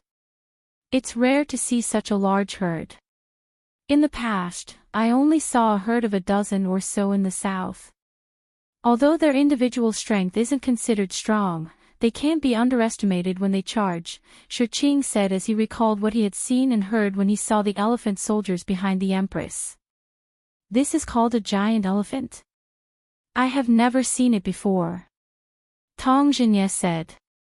He would only address himself as I in front of Shurqing and the Empress instead of I. The Empress always kicked him around like a bull.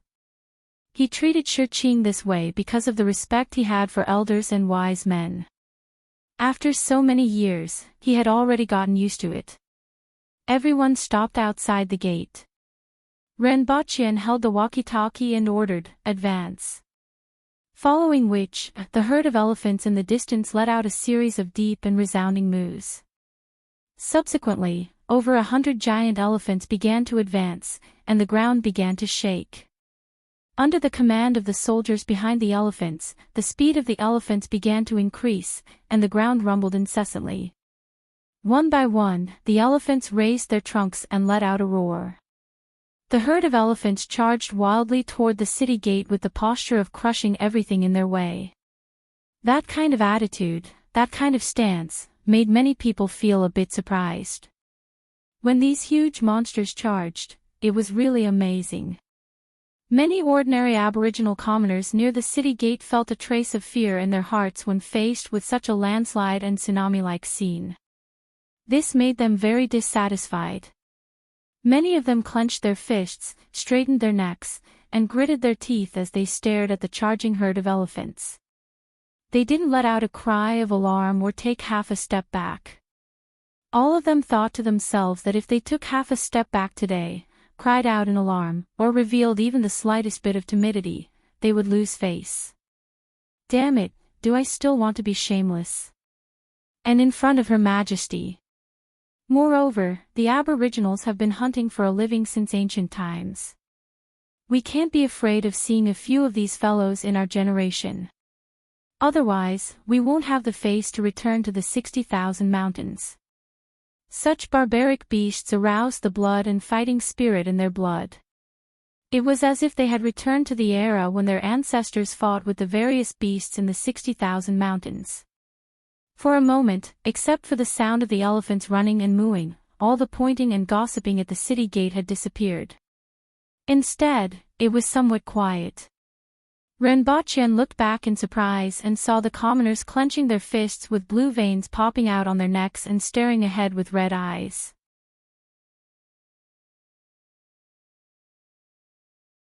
He was surprised at first, then relieved, and finally felt a little happy. After all, he was satisfied that the huge weapon that he valued could intimidate these commoners. However, wasn't the reaction of these commoners a little too extreme? Why did they look like they were going to eat someone up? Why did they look so fierce? This thing isn't bad. It can be used in war. If there's nothing to eat at the front line, we can still eat meat. With such a big body, it should be able to feed a lot of people. Qin Chuan suddenly burst into laughter. Following Qin Chuan's laughter, the people from the Ministry of War laughed as well. Tong Zhenye, Shi Qing, and Tu Wan laughed as well. Following which, the fierce expressions of the commoners also relaxed, and they all laughed out loud. Do you understand? The Empress tilted her head and looked at Renbachien. I don't understand, Renbachien answered truthfully. He was a little confused and didn't know what was going on. This is blood, qi, and courage. To you, these elephants are weapons of war, but to others, they're just food. It's not because of who is a cardinal heaven expert, but because this has been the case since ancient times. As the Empress spoke, she was in high spirits and looked heroic.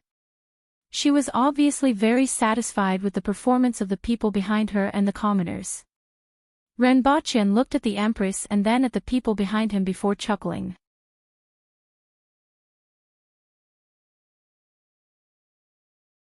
Chapter 620. After persuading the Empress to go out of the city to view a batch of elephant soldiers, Renbachien was taught a lesson. This made him realize that the people of this world were different from those on Earth and that they reacted differently when encountering things. Subsequently, these elephant soldiers were sent to the Yun nation to test how much power they could exert on the battlefield. After the elephant soldiers left, it was time for the lantern-grabbing contest. Previously, Renbachien was coerced by the Empress into participating in the contest. Then, he shook his head and won a bunch of shoes. This time, he accompanied the Empress and watched from the sidelines. The two of them were whispering to each other throughout the contest, and it was quite a public display of affection. 2 days after the lantern-grabbing contest, there was another very important matter. The troops that were transporting the spoils of war and captives from the Yun nation finally arrived.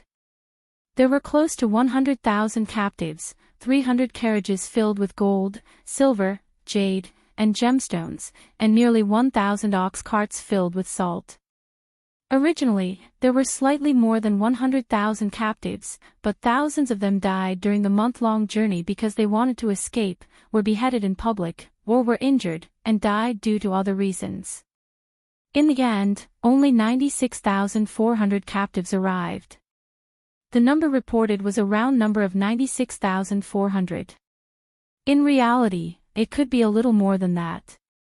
As they couldn't place too much hope on the statistical ability of the Aboriginal militia, who were originally made up of ordinary people, the militia who were transporting the goods had easily omitted the numbers after the 1,000 digits. As for the missing dozens of captives, at this level, they didn't have much of a concept in their minds. This procession, which was made up of the militia, spoils of war, and captives, stretched for hundreds of kilometers. The ox carts that were transporting the spoils of war arrived outside Lon City at noon, and the end of the procession would only arrive at noon on the third day. Naturally, it was impossible to send all 100,000 captives into Lon City for the Empress, the officials, and the commoners to view. Logically speaking, a group of captives with the highest status should be selected and paraded through the streets of the city. This was the so-called prisoner offering. For example, the warlords of the dozens of cities that had been breached and the military generals that had been captured. Unfortunately, Zidong did not have such a thought in his mind.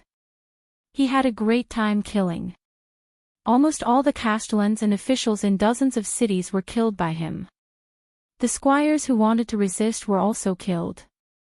The obedient squires and some low-level officials were left in the original city to maintain order. In the end, after picking and choosing from this batch of captives, the ones with the highest status were actually only a few lieutenants of the city lord's army and a sect leader of a small sect. There were also a few wealthy merchants who were sent into the city as captives, and they really couldn't be considered anything special. When the burly and energetic militia escorted hundreds of carriages filled with spoils of war into the city, the entire Lan city was in an uproar. Both sides of Jingyang Street were filled with people who had heard the news.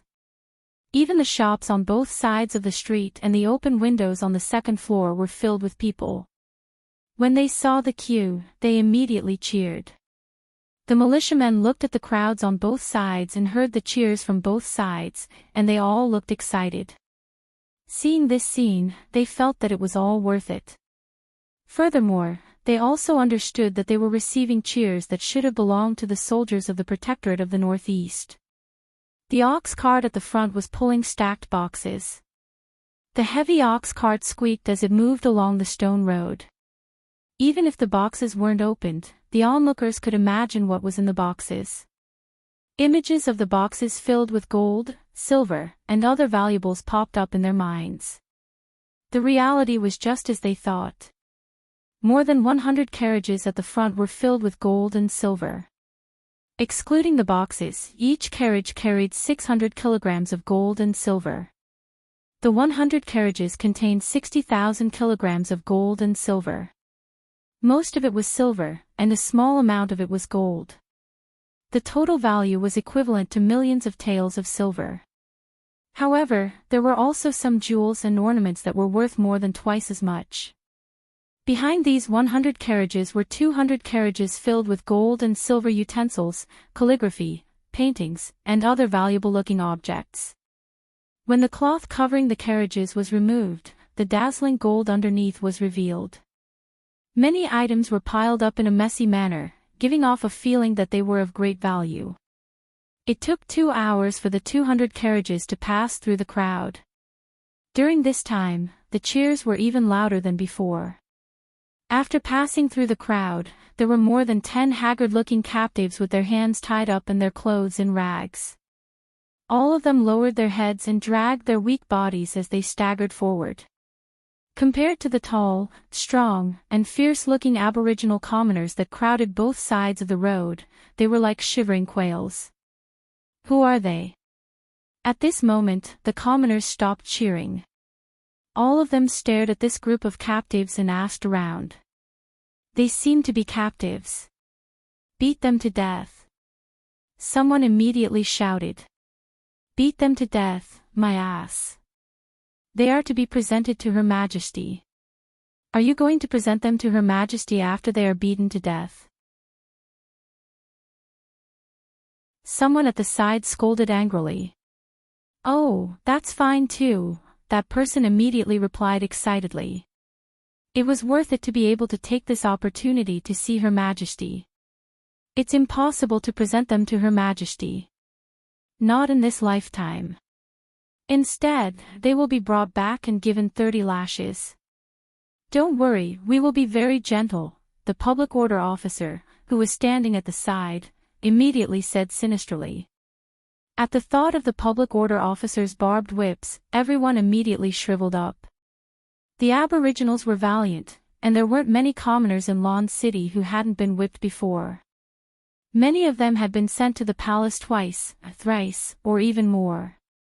3 lashes from that kind of whip would cause one to be bedridden for several days. After 30 lashes, one would lose his life. At this moment, Rinpoche was wearing an official's robe and standing above the imperial city gate with the Empress and the others. The square in front of the palace below was filled with carriages arriving one after another. Greetings, Your Majesty. Your Majesty is mighty. The militia below immediately cheered when they saw the Empress appear at the top of the city wall. These people couldn't think of anything like, Your Majesty is skilled in both literature and martial arts, and will benefit the common people for thousands of years. You will rule the world for thousands of years." In the end, they could only shout, "Your Majesty is mighty." However, the atmosphere was extremely enthusiastic. These militias came from other cities, and 99% of them had never seen the Empress before. At this moment, they were all excited to see her. This trip was really worth it. "Well done," the Empress said faintly from the top of the city wall. Her voice was flat, but her voice spread throughout the city. "Thank you, Your Majesty." These plain words made these people feel as if they had received the greatest reward. Present. Following a shout, everyone opened the boxes on the carriages, and the carriages immediately reflected the dazzling gold and silver light. Tu Wan and the other people from the Ministry of Revenue were elated. 300 carriages of gold and silver were worth at least a few million taels of silver. This batch of gold and silver would be replenished to the national treasury, and the financial situation would finally be a little better. Tong Jinye, Qin Chuan, and the others also looked happy as they touched the slips of paper in their arms. The slips of paper were filled with the areas that their departments needed to spend money on.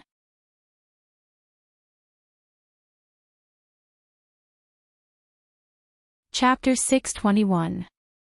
After looking at the spoils of war, the Empress ordered them to be sent to the Ministry of Revenue for inventory. She then ordered the dozen captive representatives to be brought to the palace hall.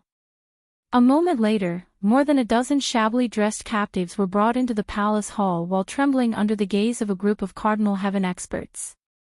They weren't asked to kneel as Dayo didn't have this habit. They just stood there and let everyone watch them. However, this kind of watching was close to torture for them. Thinking about a dozen rabbits being watched by dozens of lions with sesame, cumin, salt, pots, bowls, ladles, and barbecue grills, this was probably how they felt at that time. The Empress sat on the throne and tapped her chin with one hand, feeling bored. She wasn't interested in such captives. "What do you do in the Yun nation?" the Empress asked after a while. Then, there was silence. "Are all of you mute? How dare you not answer Her Majesty's question? You must be tired of living." Lian Liang widened his eyes and emitted a bone-chilling murderous aura. "Spare us. Spare us, Your Majesty." The dozen captives immediately became paralyzed. They had suffered a lot along the way and were already exhausted. They were even more terrified when they were brought to the center of the palace hall. Now that they were frightened by Lian Liang, they immediately became paralyzed. Some of them immediately wet their pants, causing everyone to frown. "Forget it. Take them away." The Empress waved her hands in boredom and ordered people to take them away. This was considered a formality for the captives to be sacrificed. "These habits of Great Xia are really boring," the Empress said after the captives were taken away. This practice of sacrificing captives was naturally learned from Great Xia. This was the Empress's first time experiencing it, and she was very disappointed to see a few shabbily dressed ants trembling in front of her. It was very boring and uninteresting. "Your Majesty, these captives are indeed of no value. If we capture the Emperor and Prime Minister of the Yun nation next time, we can bring them here so that you can ask them what they think," Renbochin said after a few people were taken away. "Oh, that makes sense." The Empress nodded. If the high-ranking officials of the Yun nation were to be sacrificed, she could meet them. "That's right. There's really no need for these people to be sacrificed. I don't know which bastard arranged for these people to be shameful to Your Majesty. I'm afraid he's not very smart," Tong Jinye said disdainfully. Qin Chuan glared at him furiously. The others were all looking forward to watching a good show. In any case, the two of them had been fighting for so many years that everyone was already used to it. "That's all for now. All of you may leave," the Empress said faintly. "Your Majesty, I have one more thing to say." Seeing that the Empress had spoken, Tong Jinye hurriedly stepped forward and said, "Your Majesty, currently, Mount Damo produces close to 200,000 kilograms of iron every month. However, due to the insufficient transportation capacity, a large amount of iron ore has been piled up on Mount Damo. At the same time, the smelting furnace and forging workshop at 19 Rivers also needed to be expanded. Also, the salt wells didn't have enough manpower and needed to be expanded. In addition, there are areas that need to be repaired in the city walls and government offices. As he spoke, Tong Jinye took out a stack of paper with densely packed words written on it. Immediately, a guard took it and placed it on the desk in front of the Empress. Your Majesty, the frontline's rations are still 2 months short. Furthermore, the continuous battles over the past few months have greatly damaged their weapons. Many of the soldiers' weapons have already been used as iron plates. Also, the salary and rations of these auxiliary soldiers have not been decided yet. Even if we don't mention the monthly salary, His Majesty should still reward the auxiliary soldiers. Qin Chuan said. At this time, the two of them were surprisingly in sync. Your Majesty, the Ministry of Revenue only allocated 50% of last year's salary and is still short by half. If we don't distribute it, I'm afraid that many officials won't be able to eat meat. Xiong Yaohe, the Minister of Rights, followed closely behind. It was a classic case of not eating meat. However, there was nothing wrong with it. Your Majesty, currently, the Public Order Bureau, Zhui Yan, the Minister of Justice, immediately followed up with the Minister of Rights. The hall suddenly became like a market. A group of people stood below and shouted. Between the lines, there were only 3 words: want money, want goods, want people. Your Majesty, you mustn't. Last year, many of the cities in the north suffered losses, and the allocation of money and rations consumed more than half of the national treasury. After that, many of the cities in the northeast were attacked by the Yun nation, and we also need to allocate food to help the people there tide over the difficulties. If all the money is transferred, it will only barely be enough to help the people in the destroyed city survive until the spring harvest. We absolutely won't have any extra resources for other purposes. Tu Wan stepped forward with an ashen face, and her voice immediately overwhelmed everyone. In fact, they still owed the rearguard commandery a few months' worth of rations. The Empress couldn't send hungry soldiers. However, seeing Tu Wan's surging aura and knocking everyone aside, Renbaqian was very rational and didn't say anything. His physique wasn't like that of Tong Jinye and the others. It didn't matter if they were hit, but if he was hit, he would be half dead. Well, the Baihu of the rearguard commandery were all rich people, so they shouldn't be short of rations and wouldn't starve to death for the time being. It was better to bring this matter up with the Empress later. All of you, shut up. The Empress's face turned blue, and her hair began to flutter. Her aura was like a towering mountain, suppressing everyone. All of you, step down. We will discuss this after an inventory, the Empress said coldly. Your Majesty. Tong Jinye was unwilling to give up and wanted to say something. Step down. A bright red, square brick smashed into Tong Jinye's head, and it was immediately smashed into pieces. The feel of this thing was excellent, and the Empress had always been very accurate when throwing it. Unfortunately, the significance of this brick was far greater than its lethality. To Tong Jinye, it was no different from a piece of tofu smashing into his head. The lethality was probably less than a piece of tofu smashing into an ordinary person's head. He just wanted to tell everyone that the Empress was in a bad mood and didn't want to talk to them. They were to quickly get lost, or else she would flip out.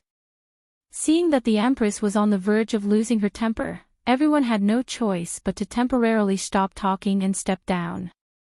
Renbaqian was the last to leave, half a step behind the Empress. Your Majesty, it's not worth getting angry over this matter, Renbaqian softly comforted the Empress from behind. Why should I be angry? The Empress, who was angry just now, turned her head and looked calm. It has been like this for so many years, and I am already used to it. The Empress looked at him and said, I just find them noisy. Renbochin didn't know whether to laugh or cry. It turned out that the Empress could also put on an act. In any case, they will quarrel when they don't have money, and they will quarrel even when they have a little bit of money.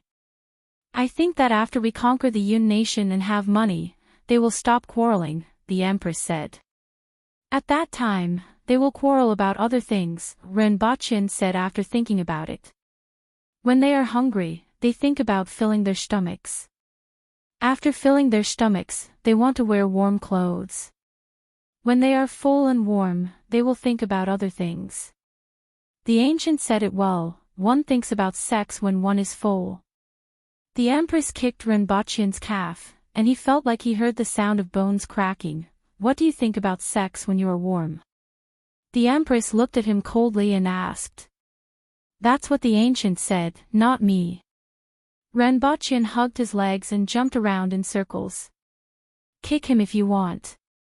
He was innocent. Humph. The Empress snorted. Actually, this is fake. Everything in the world is just a facade. It's fake and not real. If I feel pain, then it will be painful. If I see through this illusion, then I won't feel pain. Amitabha. Renbochin took a long time before putting his leg down. He tried his best to maintain a calm expression and act like an enlightened monk. These days, he had made great progress in his study of Buddhist scriptures. At this moment, he felt that learning Buddhism was really good. Sometimes, it was very useful. It was just like calming one's heart and cooling down naturally. The Empress kicked his other leg. Following which, she softened her tone and asked gently, Does it hurt? Renbochin's face twitched. You're tuning into the LoveLore Library YouTube channel. We're so grateful for your support, and don't forget to subscribe to join us on this incredible journey through captivating stories. Your generosity through donations truly makes a world of difference, as it's the primary source of revenue that allows me to expand and enhance this channel for you. Thank you from the bottom of my heart for being a part of this adventure.